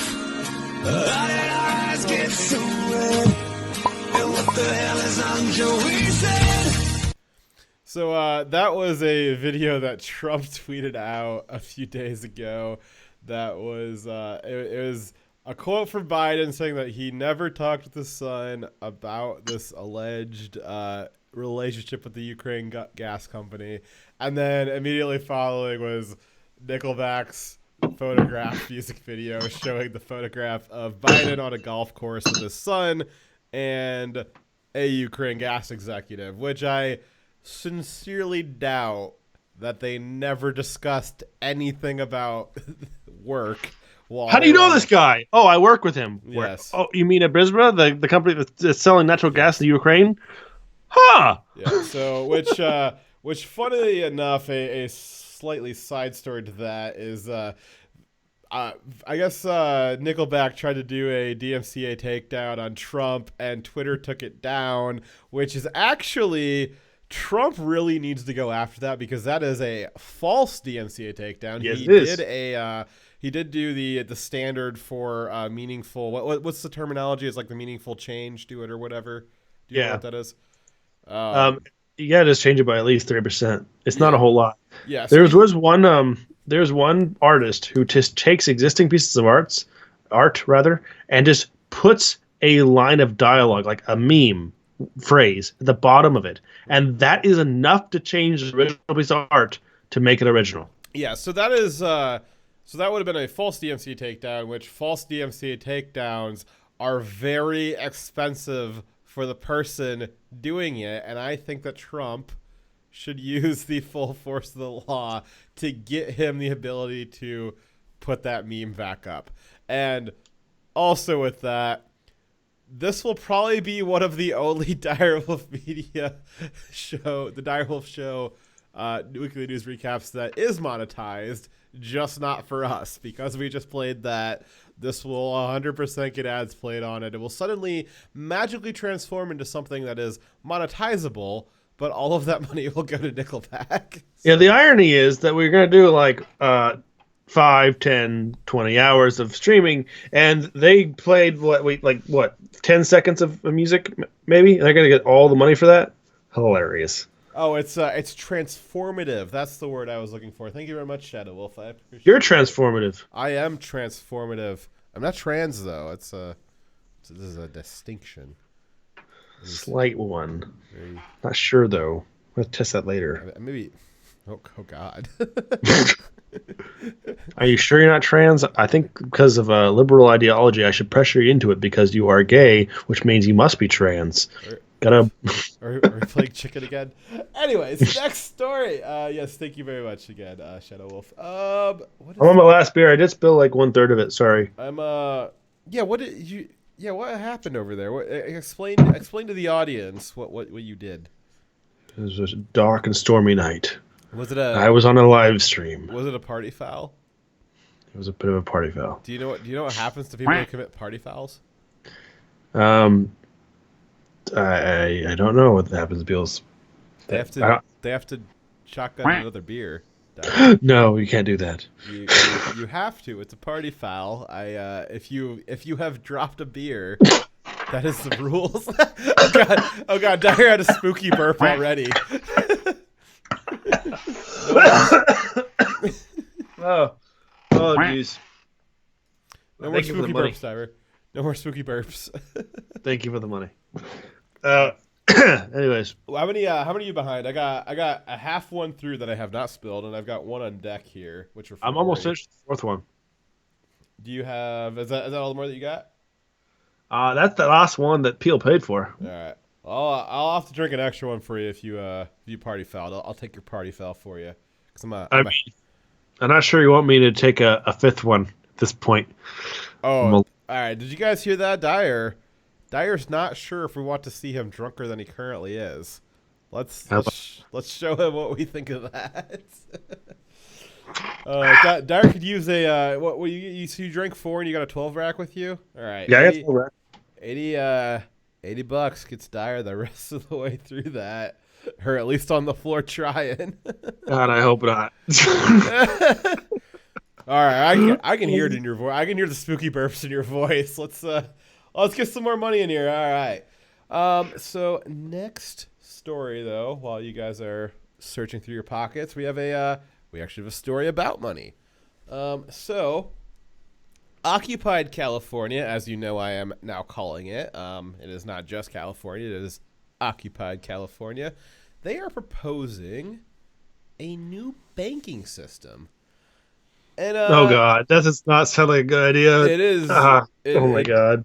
It sounds like an idea that's only slightly worse than somebody giving $80 to make Dyer drink the rest of his beers. What possibly would you expect from the socialist Democrats that currently running California into the ground? Well, if we read through the story, I'm sure we will. I'm just saying my first impression of anything. What's up? Them, those leaders.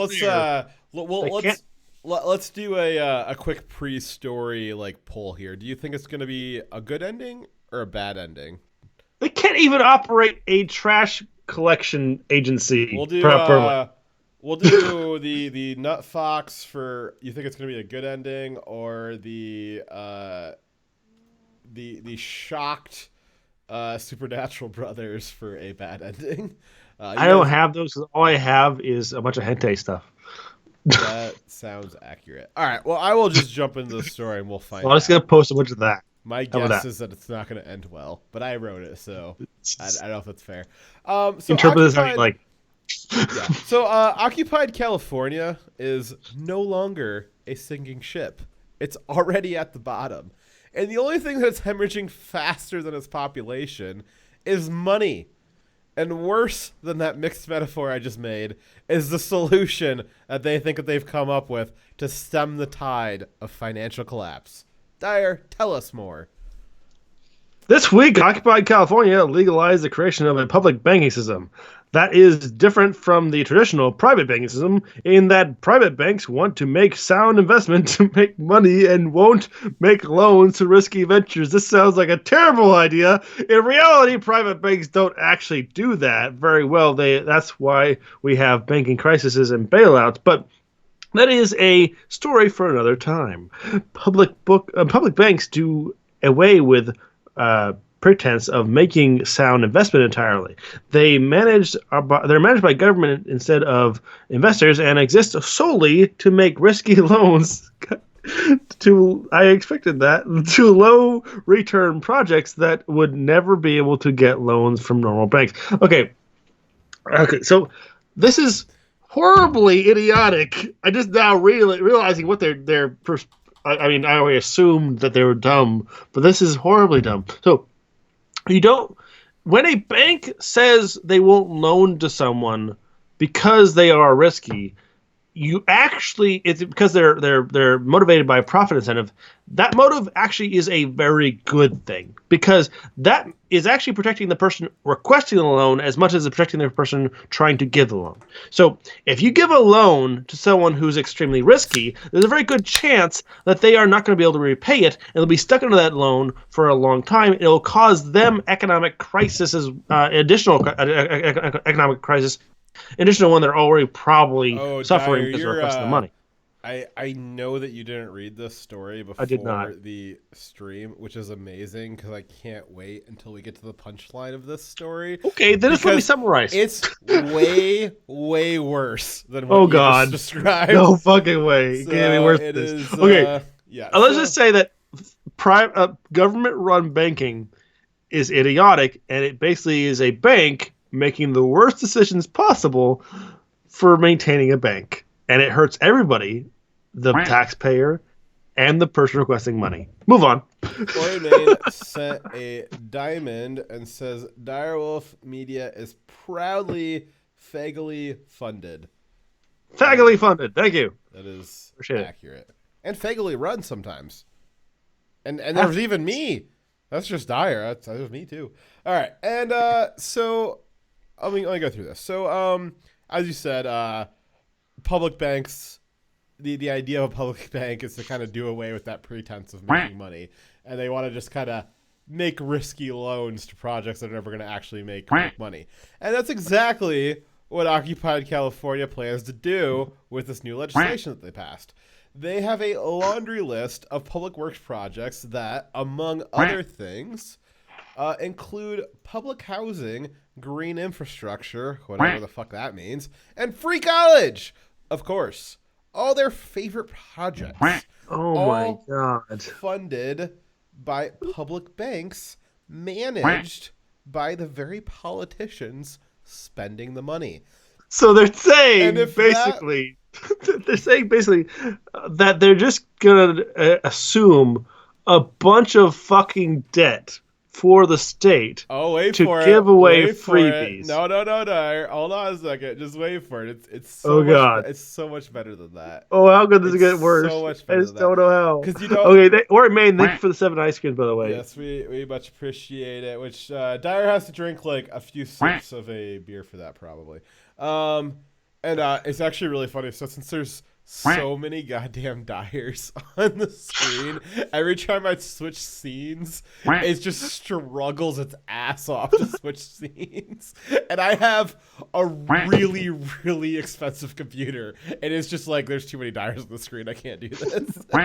We can't handle all the Dyers. I can't do it. I have 12 cores. And it cannot transition all the goddamn Dyers when it switches. So I finished all 4 beers. Is someone gonna buy me my next beer? I'm working on my next White Claw, on my second White Claw from Ori, and I really appreciate that, man. We much appreciate all of the drinks that you guys donate to us.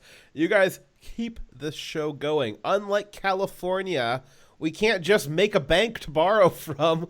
We need actual cash. So wait. Why don't we just create the Direwolf Media Bank, where we just give ourselves a lot of money and assume a lot of debt, and then default?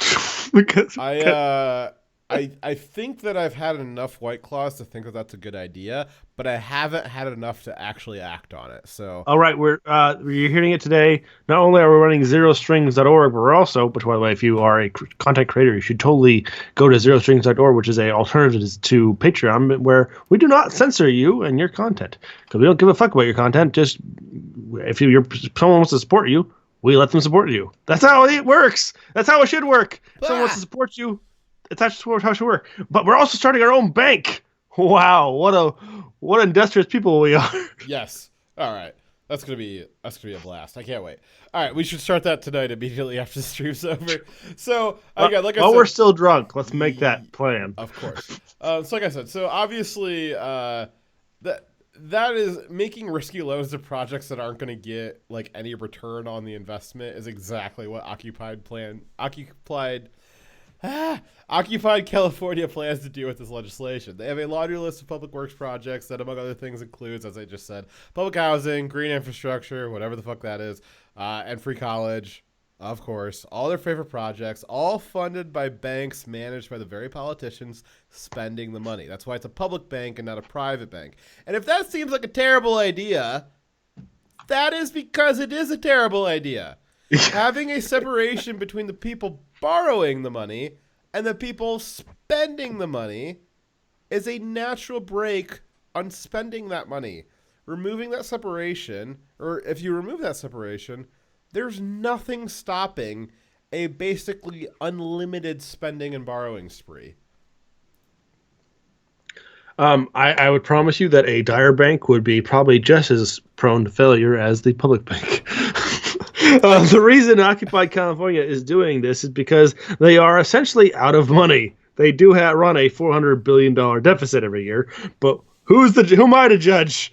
According to their own financial disclosure, they are already $275 billion in debt. God damn, you guys are poor. With a mass exodus of business owners and high income earners taking their hundreds of millions in income tax with them to other states, California is not going to be able to fix this with higher taxes. Because you know what you do? What happens when you tax people who have no money? They leave. They give you no money. Yeah, they're gonna tax their hordes of homeless people. I think that's what they're planning on. Yeah, I don't think people who are on the socialist side of politics who say, let's raise taxes up to 90%. I do want to put a little pin in this real quick here and remind you again. I told you a few minutes ago that the reality of this is way, way worse than what you thought it was. So as you just read, California has a massive debt problem, and they've got a massive income problem with all of their high income earners leaving. Yes. And that the way to fix it is not through getting more taxes out of those high income earners that are leaving.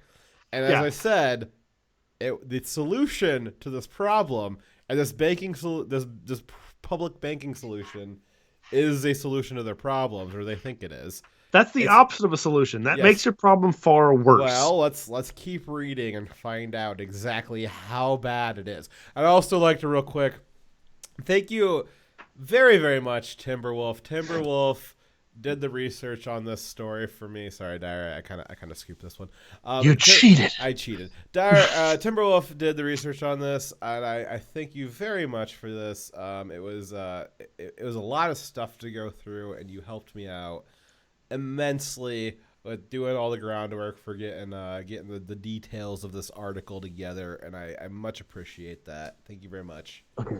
So I'm sorry. I know we're just going over already treaded ground, but imagine for a second you have just got a much lower paying job. You just lost income.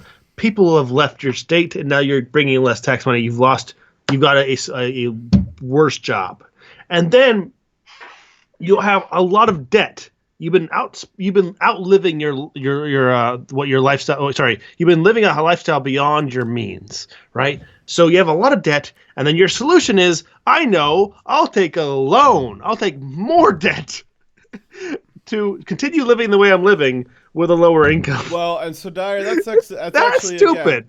Again, that's exactly why I wanted to do this story and why it's such a great story to do, because you're actually a little bit wrong. You're not entirely wrong, but you're a little bit wrong in how banking works, because there's a lot of weird stuff that happens with banking theory. And so let's just keep reading, because again, it's even now, once again, you think it's pretty bad and you've described a pretty bad situation, but it's actually way, way, way, way, way, way, way worse. We'll get to that in a second. I have that to look forward to. Yes, so much to look forward to. And they would have been facing massive spending cuts and debt defaults very soon, but now they can borrow from their very own banks with no limits. God, that's not very smart at all. And they can keep their corrupt spending train going no matter what. Let's keep spending beyond our means. Let's pay for services that we can't afford. They can keep mismanaging public works projects and purchasing votes with promises of free stuff. And unload all the debt onto these new public banks. Oh my God! All right, so it is going to collapse. As tempted as I am to go into an hours-long explanation of banking theory, because I could do it. I love finance. I love the banking system. I love monetary theory, and all of this feeds into all those things that I know about and have a passionate opinion on.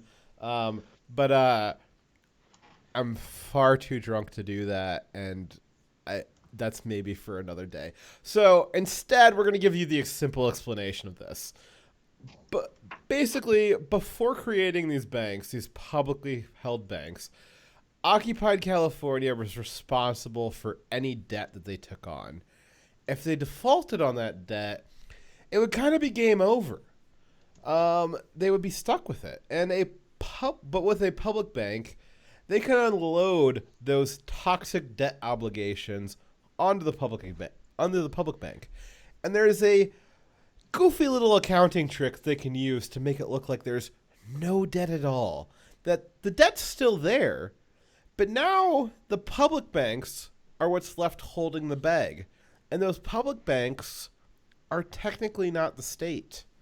And what happens to and obviously those banks are going to fail with all that toxic debt on them. And what happens to failed banks in America? I direct you to 2008. Those failed banks get bailed out by the federal government. This was an overly simplified version of what is going on. But basically, what they are doing is creating banks that will never say no to a loan. That's dumb. Borrowing from it to fund boogaloos boondoggles and free whatever, fuck it. Boondoggles and free stuff, and then concentrating all of the debt onto something that the federal government will bail out with money it collected from the 49 states. God damn, that's immoral. And it goes to be a massive scam on every taxpayer in the U.S. That is far worse. I thought they were just being irresponsible with their own banking, their own financial system, or I guess refusing to stop being irresponsible and then just creating debt for the future of their own state. But no, they're creating debt for the rest of the fucking country. Yep, so that becoming, by putting it into something that's a bank, not whether it's public or private, a bank makes it a different thing, and it makes it a thing that the federal government may be responsible for bailing out.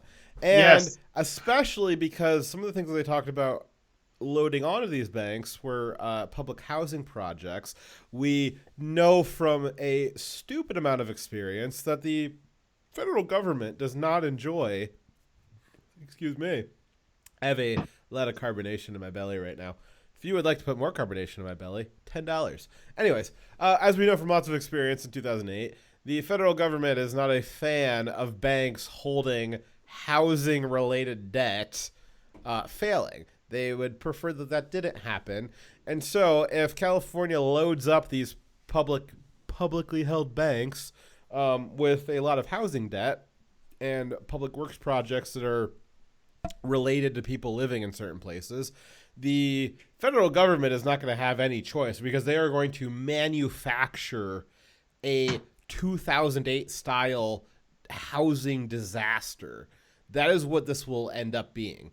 Again, there's a lot of other stuff going into this. There's a lot of banking theory and money theory going into this, and I'm just drunk enough to go into all. Can I talk about the moral argument? Yes, that is the moral argument. And let me. So they're arguing. I'm sure the whole reason for doing this is because my minority groups, they are not getting the housing loans, and because of that, the housing loans they're not getting, they're going to be disadvantaged according to compared to other groups, right?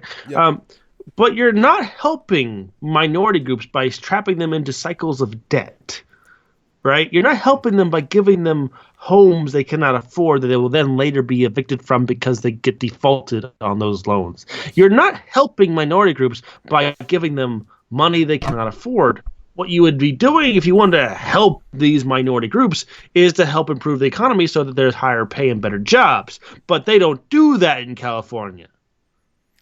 Nope. And so, and as that, the moral hazard of the situation goes, the publicly held banks, again, the difference between a public bank and a private bank is a private bank is owned by a private group of citizens. It is owned by typically a corporation, right?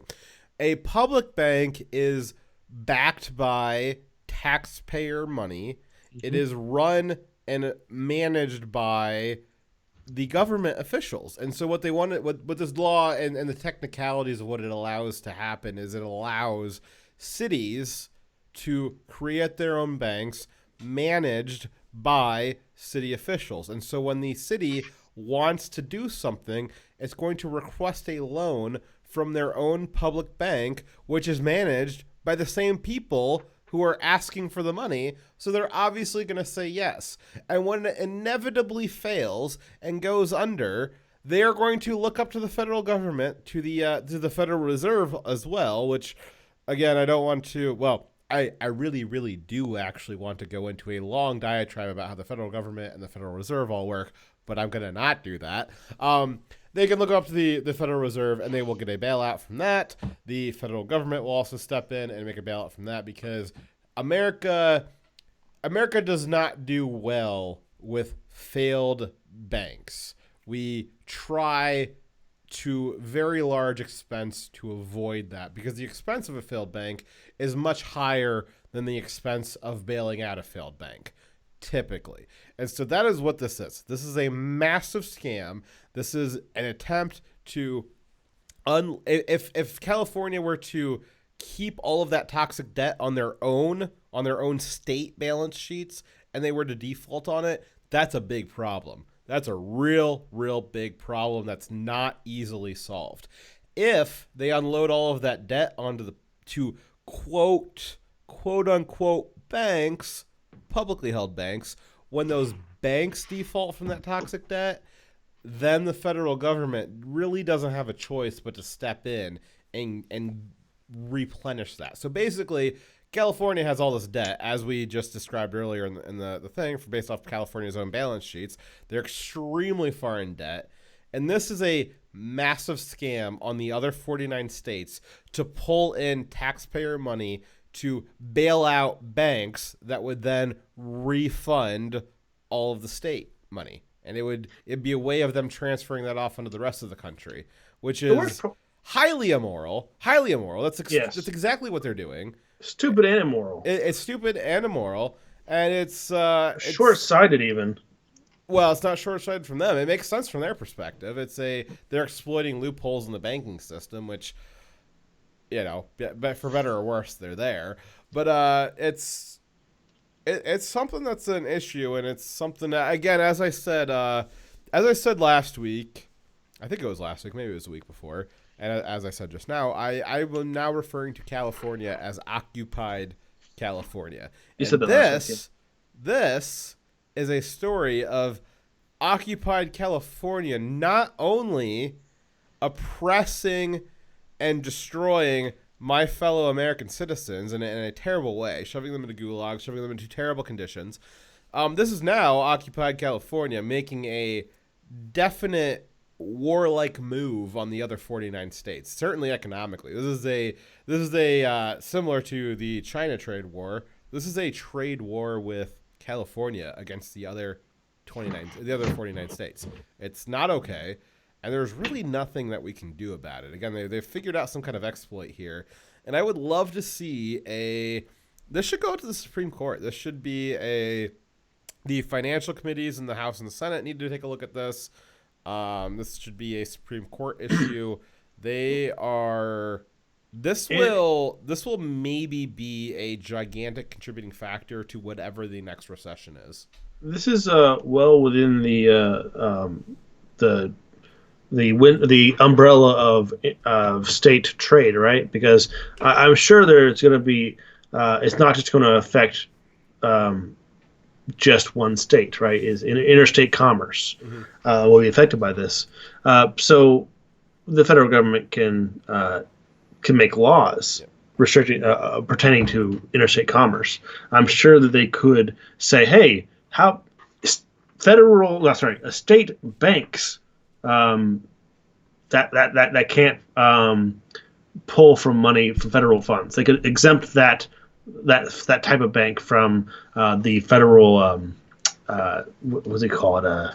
You just said the word. The Federal Reserve, yes. Yeah. So being not sponsored by but insured by.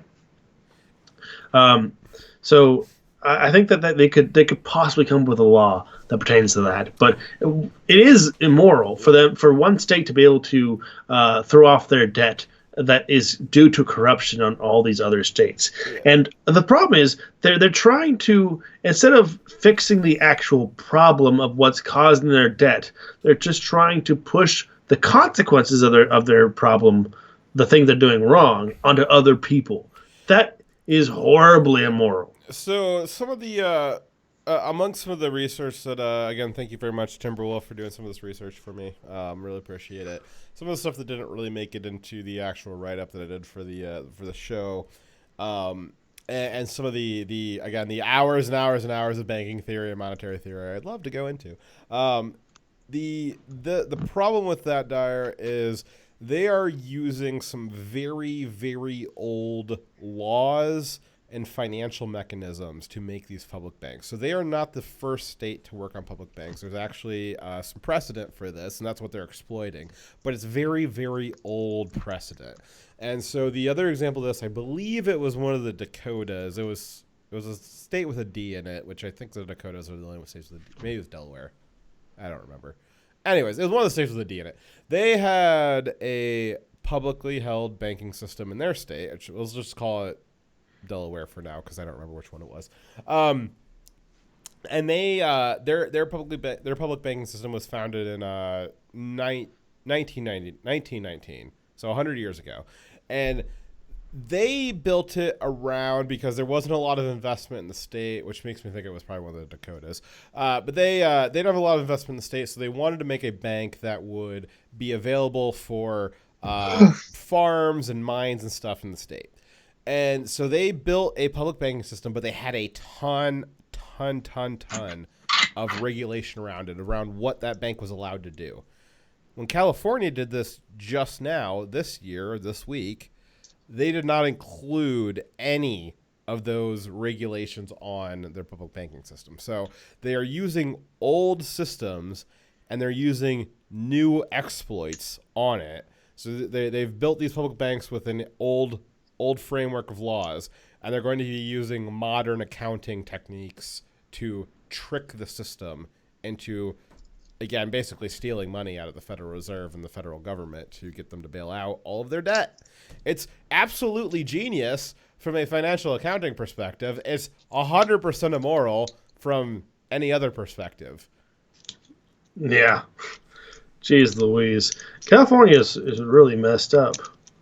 I don't know. It seems like they're run by people they have no interest in taking care of the people that they're supposed to be responsible for. That they were, the people who put them in office. They only care about enriching themselves and growing their power. And I am, oh God, they're such terrible people there. How do you keep electing these people? You literally have shit in your streets. You have some of the highest crime rates. Hopefully one of these fucking projects they get this free money from. Hopefully that will be cleaning up the poo. Yeah. Yeah, so who is I have just finished off the beers, well, the White Claws that Ori bought me. Thank you very much again for those. My beers are empty as well. Thank you very much, Timberwolf. Finished his beers. He's still on the edge of coherence. I am on the edge of being able to run the stream. I think if you give me 3 more White Claws in the next 10 minutes here, I don't know if I'll be able to hit the button to stop the stream. So if you guys want the stream to go all night while Dyer and I are unconscious on the floor, load us up. Well, I might be on the floor, or I might be being raped by Alpha B. You never know. I had some threats before the stream. All right, guys. If you guys want Dyer to get raped by his wife, that's a hell of a pound me too moment. Yeah, Dyer watched it. Dyer dressed. He was asking for it. You know that. I could say that about Dyer. If Alpha V rapes him, he was asking for it. Yeah, she walked in here and streamed like, your stream is like 3 hours overdue. Oh, you're not wearing pants? I guess that's invitation. Yeah. He wanted it. We are actually we're only about 5 minutes over stream right now. We're only at 2 hours and 5 minutes. So we're actually doing better drunk than what we do when we're sober. Because normally by this point we haven't even gotten to story 1 after we found the magic formula. We'll do better on streams if we're drunk. Yes. How do we not consider that? Ori Main demands game stream. Okay, we can do a game stream. We also got plenty of time for a game stream. And Ori's, since he's given a diamond and a couple of ice creams, if somebody gives another 8 diamonds, that would equal out to a beer. That's true. That is true. And if you would like to give a Ninja Genie or $10 in Streamlabs, we would appreciate that very much. Yes, you also get entered into a raffle. So, and we'll be continuing to accept donations and drinking during the game stream. Right? Yeah. Yeah. Yes, we will. Absolutely. I'm nodding my head, but you can't see it. Yes. I nodded my head where I said yes. All right, you ready for the next story here? Sure. Okay. All right, this one. I wrote this one before I realized I was going to be super drunk while I read it, which is actually okay. And oh my God, it takes like 3 seconds to transition. I'm going to pull up my system monitor and just watch all my processors spike. My 12 processors just spike to 100% while they try to transition the scene of the 80 dyers that are on the screen right now. All right, so this next one has a lot of cursing in it that I guess really fits with my current mental status. So I will just go ahead and read what I wrote. America is just better, and that is the fucking truth. How do I know this? It's simple. I am allowed to say it is, and I can use whatever fucking words I want to say it. That is because we have a little thing called freedom of speech in this country, and that alone makes us, America, the most superior culture in history, bar none. Everything else American culture has ever built, which is basically the entire modern era, is just icing on that cake. But let's not take that freedom of speech for granted. It's been under continuous attack for years now. And we have a few international stories here today that we'd like to use to help remind us what it is that we're fighting for and fighting to keep with our freedom of speech. But first, what? Are you done? Yes. First up in Singapore. This week they passed the Protection from Online Falsehoods and Manipulation Bill, or what most everyone else is calling the Fake News Law. As ominous as that sounds, it does is even worse. It authorizes government officials to declare any type of speech as false.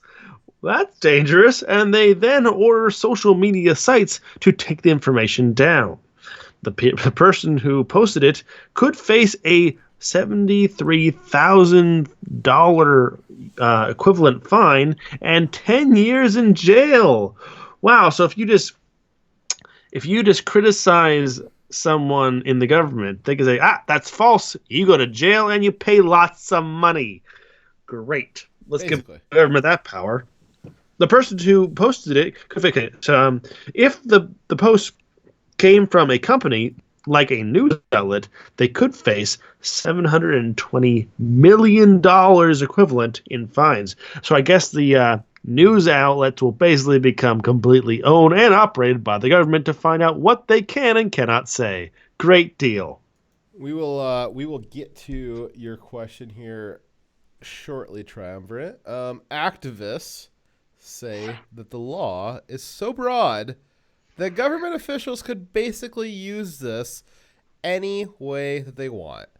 Now, there is an appeals process, but basically everybody has their doubts about how legitimate that appeals process will be. Google, Facebook, and Twitter, who all have their Asian headquarters in Singapore, will be given a temporary exemption from some parts of this new law so that they have time to adopt the new standards. lucky fucking them.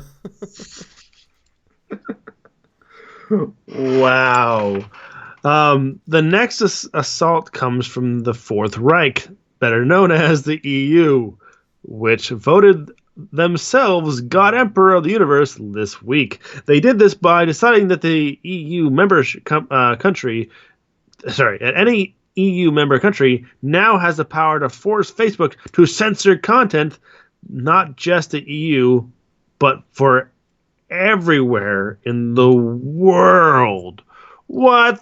Where do you get off, EU, thinking that you have the right to censor content in the United States where we have the freedom of speech? You guys can live yourselves in, under totalitarian governments where freaking, like, remember, members of the EU are like, what, some of the countries that will put you in jail for thought crimes, because you make a bad joke. We want to live by their standard? Hell no. You guys are fucked up. You don't have freedom of speech. You don't have any freedom at all. The government can tell you your opinion is wrong and put you in jail. You have no freedom to live your life. You are under the thumb of your wasted, your horrible governments. Holy God.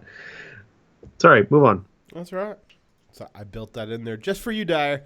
You did put a thing there for me. I did. Thanks. It was just for you. And now we're just struggling to transition back to the Dyer ears. This bill came as a result of an Australian politician accusing his opponent of being, quote, a corrupt oaf, which I guess the EU considers to be a smear. What if she was corrupt? And an oaf. Presumably. I mean, I wouldn't want to assume that just because she's a she, it's not an oaf. This basically breaks politics as we know it, especially any kind of holding politicians accountable. And since it has international reach, presumably EU countries could use this to target the political speech of candidates in other countries. Say for instance, a politician running in the U.S. on a platform of the EU being an authoritarian dictatorship that doesn't pay its fair share to NATO. So Facebook could censor content that were about supportive of Trump because Trump says that the EU should be unfunded, right? That would potentially be hate speech in the EU that the EU could then declare needs to be taken down. So presumably saying that the EU is a totalitarian government that takes away the rights of the members of the individual member countries, that would be censored. Even right? Discussing how awful this bill is would be considered hate speech under this bill. so talking about how they have unelected officials that are making the policies that have the weight of law for entire countries, that when they're not held accountable by the people, that would be something that would possibly be censored. Not possibly. Yes. Wow, that sounds bad. Yeah, that sounds ungood. We'll go with that. Let's definitely go with ungood. Hey, by the way, I am not drinking a beer right now because no one has paid the $10 for the next beer. I got a frosty White Claw here. Do you want me to become coherent? Dyer is on the verge of coherence. Let's fix that. I'm tempted to give him $10 here. Anybody? Any takers? You guys, come on, you guys. Last time Dyer did a drunk stream, he was on the floor. His dogs were licking his face, and he was so drunk he couldn't do anything about it. I locked the door this time, by the way. That's not gonna stop Alpha B from coming in and licking your face. I think she'll licking more than just my face. But anyways, moving on. Alrighty. So this is it my? Oh, it is still my turn. Okay. So there is Zuck. The Zuck of all people is not about this kind of censorship. He likes to censor it when it's like his choice. He doesn't like it when the EU comes in and says, "Hey, we're gonna force you to do something." That's not what the Zuck is about. So maybe, who knows? Maybe the silver lining here is that we'll get to see a because Zuckerberg says he wants to sue the EU over this policy. So maybe the silver lining here is that we're going to get to see a full-scale war between the EU's new continental army and Facebookistan's Air Force of Wi-Fi drones. That would be something to see, wouldn't it? That's funny. Our last story on this topic comes from the New York Times opinion piece. Oh, their opinions tend to be pretty terrible. Titled, "Free Speech is Killing Us." Of course, it's the Times that puts out this kind of garbage. And we'll be honest, we didn't actually read it. Okay, so we can't tell you exactly what is in it, but I do think this is absolutely a case of being able to judge a book by its cover. I did read some, by the way, just so you know. And looking at this title alongside of the other stories we just covered really shows where their heads are at. They could have easily done a piece titled "Free Speech is Under Attack" and reviewed why these new laws are terrible for the world and that we can do what we can do to attack back against it. But instead, they take for granted how amazing the First Amendment really is, and they join the chorus of fascists, yes, fascists, who actual fascists that are smothering dissenting opinion all over the world. Don't be like the New York Times. Don't be an idiot. Don't forget what we're fighting for. Especially don't forget how superior the First Amendment makes us to every other society in history. We are the best there is and the best there ever was, and and that is worth defending. I want to point out that I didn't actually read the fucking article, but I know you screwed that up, Dyer. I wrote this before you did that, but you didn't share me the document, so I couldn't put it in there. You ruined my bit. Sorry. Okay, so in the article, he claims that he's not really against freedom of speech. He's just against speech that results in real, measurable harm, right? So the thing is, when you give freedoms to people, there is an inherent consequence. When you give someone the freedom to defend themselves and to have a weapon to do so, the inherent consequences, some people will misuse that freedom, but the idea is that the social good of allowing people the right to defend themselves is greater than the minority of people who will misuse that right. What? Sorry, go ahead. Okay, so likewise, with the freedom of speech, some people will use their freedom of speech unwisely and will cause some harm. But it is more valuable to society that people have that right to have dissenting opinions, to say things that are unpopular, because if you take it away, that is far more damaging. So you don't just take away the freedom of speech from the people who would misuse it. You take the freedom of speech from those who would use it responsibly and would hold government and people accountable, right? So people like to use the argument of, oh, someone's saying something hateful that might cause someone to want to act in violence. So we should silence that kind of speech. What they forget is, in the case of the Democrats, they're talking about someone who's a white supremacist putting out white supremacist ideology and how that might lead to violence. What they forget is their ideology too. Any ideology can lead to rhetoric that results in violence, such as AOC and many of the Democrats saying that we have concentration camps and we're basically Nazis, the ICE is Nazis, and that's caused people to commit acts of violence. So it's not just one political idea that can inspire violence, but the problem is when you give the government the right to control speech, it's whoever's in charge at the time who is determining what speech is good and bad, and they're going to be allowing the speech that has consequences on their side, but not allowing any of the speech that is not only has consequences that are negative, but also that hold them accountable on the other side. The loss to society is far worse when you take away freedom rather than the loss that happens when you allow it. It's what is worse? Measurement, basically. Does that make any sense? Yeah, obviously, not having the freedom of speech is worse, which is why I think it's, again, America is the best, and I'm perfectly comfortable saying that. I know it's not PC to say that anymore, but this is really a line that is drawn, and there's a lot of people discussing.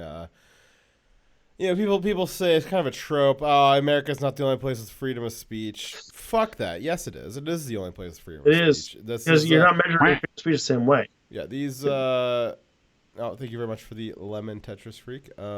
We need about 800 more. 800 more lemons for a drink from Dyer.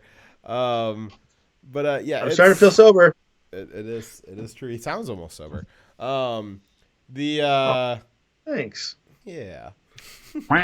it's pretty normal. Yeah, it's not true. It's not true that other countries have freedom of speech. It's just not true. And these laws prove it. These laws would not get passed if they had freedom of speech. It's that simple. And again, I think that these really remind us as the left. Thank you so much, Triumvirate, for all of the lemons. Don't hit a diamond. Okay, guys, you don't know this, but every time you donate anything or follow or anything, it makes a duck quack sound in our ears. It's hilarious. And as we know, Dyer set that up to do that, so it's 100%. So we have like 16 duck quacks, 17 duck quacks. Thank you very much, Rumford. You're hilarious. We're gonna get 800. The best. I appreciate it. Yeah, what is a lemon? Oh, okay. So he's doing lemons. The lemons are. I know. Oh, you need thousands of lemons. 800 of them. Alrighty. Oh, jeez. CC, put some money where your mouth is, buddy. Give us 5 diamonds, and we'll make Dyer drink another one. But yeah, basically, as I was long-windedly saying, I will sum it all up as a lot of people think that other countries have freedom of speech as well. It's just not true. America is the only one with freedom of speech. These laws prove that the other countries do not. It proves that America is better. It is superior. It is the best country because we have those constitutionally protected rights to freedom of speech. And next time they say that the EU also has the freedom of speech, or it's not EU, the UK has the freedom of speech, just remind them that they threatened to jail someone and they charged them a fine for making fun of Nazis. Yes. Just remind them of that. Yes. So it's again, it's not it's not something to be taken for granted, and a lot of people do that. The New York Times does that every fucking article they do. A lot of people take for granted that on social media. A lot of politicians take that for granted, and it's something that's very important that should not be taken for granted. And again, I think these stories prove that. Yup. Any other closing shots or rants, Dyer? I agree with you. I'm glad you agree with me. All right. I wasn't sure what you were going to say on that one. I was wondering if you'd agree with them. Yeah, sometimes I think I might go fascist, but I thought, you know what, maybe I shouldn't. Yeah, maybe it's not a idea. Maybe this one time I won't support a fascist policy. I appreciate it. It's good. It's good to not support that. Yeah. Yeah. Anyways, you want to do the next story? Sure. Okay. Let's do it. Then let's do some gaming. Yeah, we'll do next story, then we'll do some gaming. And I still have lots of beers left. 8 of them, actually. Yeah, if somebody wants to give a $5 Streamlabs donation, 5 diamonds, or half a Ninjagini, Dyer will drink another beer. Or put a beer in the mail and ship it to me. I'll also drink that one. Yes. Our next story, which is a little bit covered up behind the Dyers, is the GM strike, which is a story that we worked on last week, but thanks to the magic of unions, nothing has changed in the last week, so we pretty much could just completely recycle the story with only like, I think I replaced about 3 words to update the story to the current time. It is currently day 20 of the United Auto Workers, or UA, union strike of GM, also known as General Motors. The strike is a nationwide strike that affects 33 factories in 9 states, as well as dozens of distribution centers. With lost revenue numbers continuing to climb, all eyes are on Detroit, where GM is headquartered, where a contract defining the next 4 years of labor relations between GM and the union is being negotiated. I hate unions. But moving on. The union's demands are the typical variety. They want more stuff. At the top of the list of things that they want is price controls on the Cadillac healthcare plans. Currently, the GM workers pay only 3% of their healthcare costs, while the national average is estimated at 34%. God, it sounds like they got a pretty damn good deal. Not too bad. They say the price controls are necessary due to skyrocketing healthcare costs that they're not paying. Skyrocketing healthcare costs, you say? I wonder whose fault that is. Obama's. Here's what GM should do. They should host a town hall with all the current DNC candidates and the strikers. And they should do it on the topic of healthcare. They should have Bernie. Oh my goodness! Hold on a second. That's a lot of Dyers. I've been in my office for so long that the lights turned off. I had to turn them back on. All right, we're good. So GM should host a town hall with all the current DNC candidates and the strikers on the topic of healthcare. They should have Bernie, Chief Warren, and Biden explain how all of their plans work. They should explain why their veterinarian levels of care will be better than the Cadillac plans GM already has, and why having off-the-charts tax hikes extracted directly from their paychecks would be better than the shared 3% costs that they're currently paying. I think explaining those plans will get the strikers to realize exactly how good they have it and get their fucking asses back on the line. Who knows? Maybe it would even convince them to vote Trump in 2020 and 2024 and 2028 and 2032 and 23,000. To CC, the reason why I like GMs unions in general is because they seem to always become, because of the incentives that is created by the existence of a union,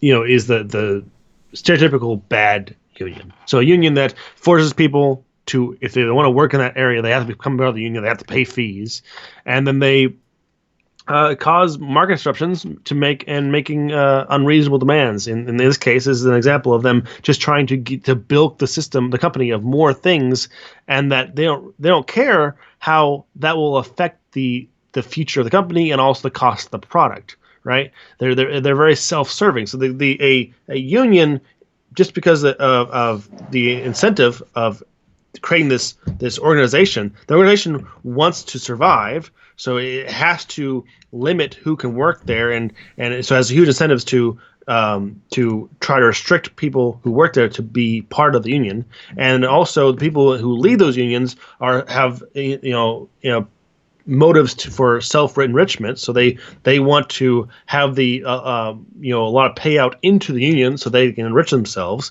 and then those same motives, not only for the leaders of the union but also members of the union, they end up caring more about what they can get out of the company rather than actually caring about whether or not the company survives. So that's why I don't like unions. I think it creates perverse incentives. So the union also wants higher wages, and they keep several plants open that were slated to close. GM claims it does not have the cash flow to meet these demands, citing a massive amount of capital tied up in the electronic vehicle gamble.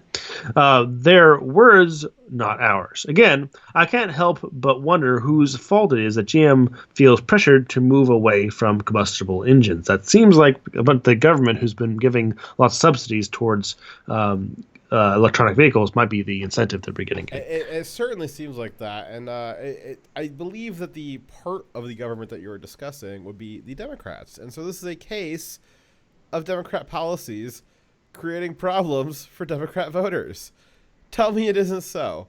But that is not even the funny part yet. The real punchline here, the real funny part about this whole thing, is that GM is not the only group or the only entity that UA is in a labor dispute with. They are actually also striking against themselves. That's because UA owns almost 20% of GM's available stock. How could that have possibly happened? Dyer, tell us more. Oh, I gotta read. So, in the aftermath of 2008 recession, the auto industry was bankrupt, and the Bush administration approved bailout loans before leaving office. In 2009, the Obama administration finished the bailout by injecting $50 billion of tax dollars into GM, equating to a staggering 61% of ownership of the company overall. Over the following years, Obama used this control to completely rebuild the board of directors and even replace the CEO. Making the common mistake that all Democrats make, Obama believed that these stocks purchased by taxpayer money were his to do with as he pleased, and so he gifted a large portion of it to... Oh my God, really? Yep. Oh, wow, that's corrupt. Yep. Which made maybe seem a little read the corrupt. Part that you didn't read. Oh, okay. So were his to do with as he pleased. So he gifted a large portion of the stocks to the UAW, gave them to the union, which maybe seem a little corrupt because it is, given that the UAW is a well-known, long-standing Democrat ally that donates to them every single election year. They gave them enough to control 17.5% of the company. What a generous guy. Wow. Yep. So, to sum things up for you guys, make it real simple here. For the last 10 years, GM has operated under an Obama-approved board of directors, an Obama-approved CEO, and with UAW controlling almost a fifth of the company. Now UAW is striking against a company that they have a significant controlling interest in, partially because of their poor management of it, and partially because of the policies and regulations created by the very Democrats that they helped elect. Fucking genius. I love it. It's great. It's amazing. It's so perfectly Democrat. I love it. Yeah. So, back to the concept of unions in general. I think that unions, when they're first formed, are probably... I think most people that would suggest creating a union wouldn't go into it with ill motives. They probably start off with good intentions, right?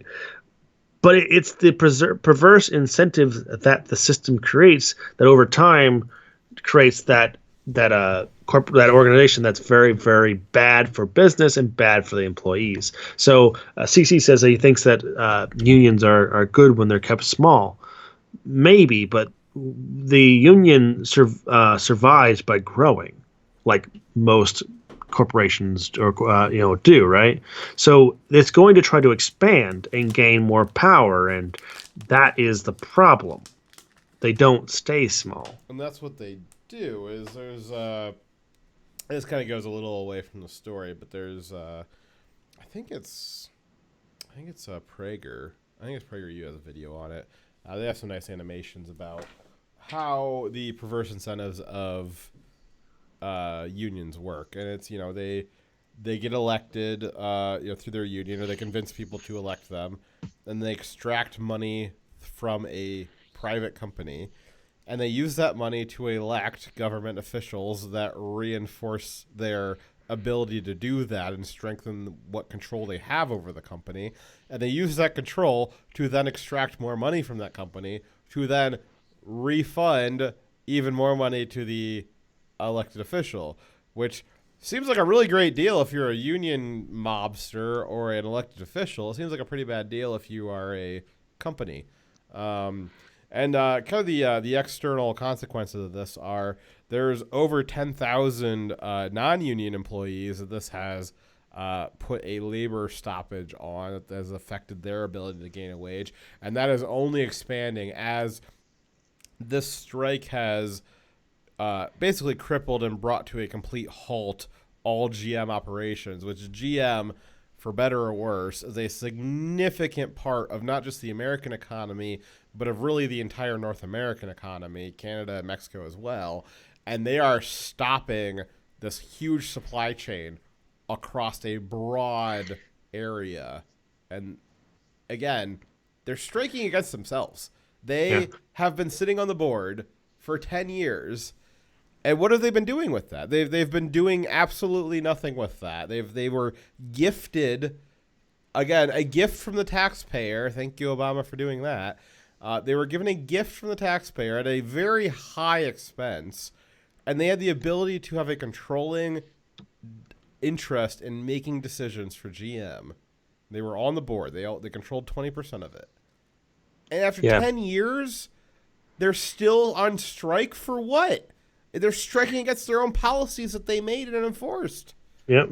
You know, I might be okay with a union that it under a system where it was illegal to force people to become part of a union, illegal to charge them fees, union fees, unless they are doing so willingly. And also, it is illegal if they actually were to enforce existing law that would prevent people from being harassed and attacked because they work on at a company that currently has a strike going on. The union men to have been pretty terrible to people who are scabs, right? And under that condition, where it's willing, I think it might be a better system where they, people actually have to take care of the actual workers rather than just being a freaking soulless corporation. But I'm not sure if that would work or not. I have to see the end result. Well, you're going to love this part, Dia. This part that didn't really make into the story, but I do remember it from the research I did, was part of this strike had to do with what you just brought up, the word scabs. And scabs, if you guys don't know, is when a union goes on strike, a company will bring in what they call scabs, that is to something to stem their bleeding of profits for having the production line stopped. They will hire in people who are non-union, calling them scabs, to come in and do the work the union is striking from doing. And so part of the strike is around GM at the current moment, the way the current contract was negotiated. If a union employee, because just because you're in a union doesn't mean you're perfect employee. If a union employee has attendance problems, the GM is allowed to bring in people who don't have attendance problems to kind of bridge that gap. And the union wants GM to just suffer through having employees with poor attendance records. They want to make it impossible for GM to hire in a second set of workers to fill in the gaps for the awful attendance that union employees have, which is absurd. Absolutely outrageous. Agreed. So I have to work with government contractors that are all part of a union, a public union, and it is extremely hard to fire someone who's in these unions, and they get away with such terrible production, such terrible attendance, and they keep their high-paying jobs more than what the soldiers make that do the same damn job, and we are held to a much higher standard and have much higher consequences for failure than they do. I really hate how useless they are. Yeah, or can be. Sorry, how useless they can be. I'm not saying everyone a member of a union or everyone who's a military contractor is bad at their job. I'm just saying that the system allows people who are bad at their job to stay in the job, and that really sucks. Yeah, your typical union individual is an individual, always. But your union as a conglomerate collective entity, that is, by and large, almost entirely a negative thing, especially in the modern era. Again, unions had their place throughout history. They were a key pivotal part in getting us to where we are now. They've, by and large, outlived their usefulness, and they have now moved into the corruption that it is that they were fighting against, even 50 years ago. My dad's company does a lot of work with different factories. He's in robotics. And they've encountered several places where there's unions, and the unions are like, we don't really want the robots, and they will set up picket lines and stuff like that, and my dad's guys can't get through the line, and they're like, well, you guys didn't pay us to get through the line. If you guys, if the company is going to let the line form, like, we're not going to fight against that, so I guess you guys don't get the robots that you ordered, sorry. Like, so that's kind of the consequences that the different companies have, and it's, it's not looked. It's not a union. Definitely hampers your ability to work with other companies because they tend to not be very good at associated with non-union employees. Another example of that is the robotic systems my dad works with. Obviously, very very expensive and very fragile in certain aspects. The robots require a very special type of lubricant grease. You can't just put you can't just go put in Pennzoil into them. You got to get something like real nice, high quality for them. And the union guys, they had a greaser. That was his union job. He was a greaser. And there wasn't allowed to be any other greaser in the plant. It had to be him because that was what the union had negotiated for him, I guess. And so he was going to grease the robots. Well, he didn't get the training from my dad's company because he's like, well, I don't need that. I'm a union guy. I know what the hell I'm doing. It's like, okay. I don't think you do, but okay. And he bricked $5 million worth of robots by putting regular old off-the-shelf grease into them, and it just seized every single one of them up immediately. And he bricked 2 whole production lines of the company. Did he get fired? Nope, he's a union guy. Oh my god. Yep. He had that they just bought those robots. He bricked all of them. And so the company just had to buy more robots because they couldn't fire him. There was nothing they could do about it. Wow, that is terrible. That is also not surprising. Yep.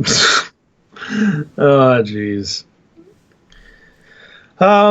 So Shadow Wolf wants to make sure that I enjoy my wife later on. Put a drink right on the table. I mean, sure, she'll still have fun. Yeah, she'll have more fun than Drunk or Dyer is. She'll enjoy taking advantage of him.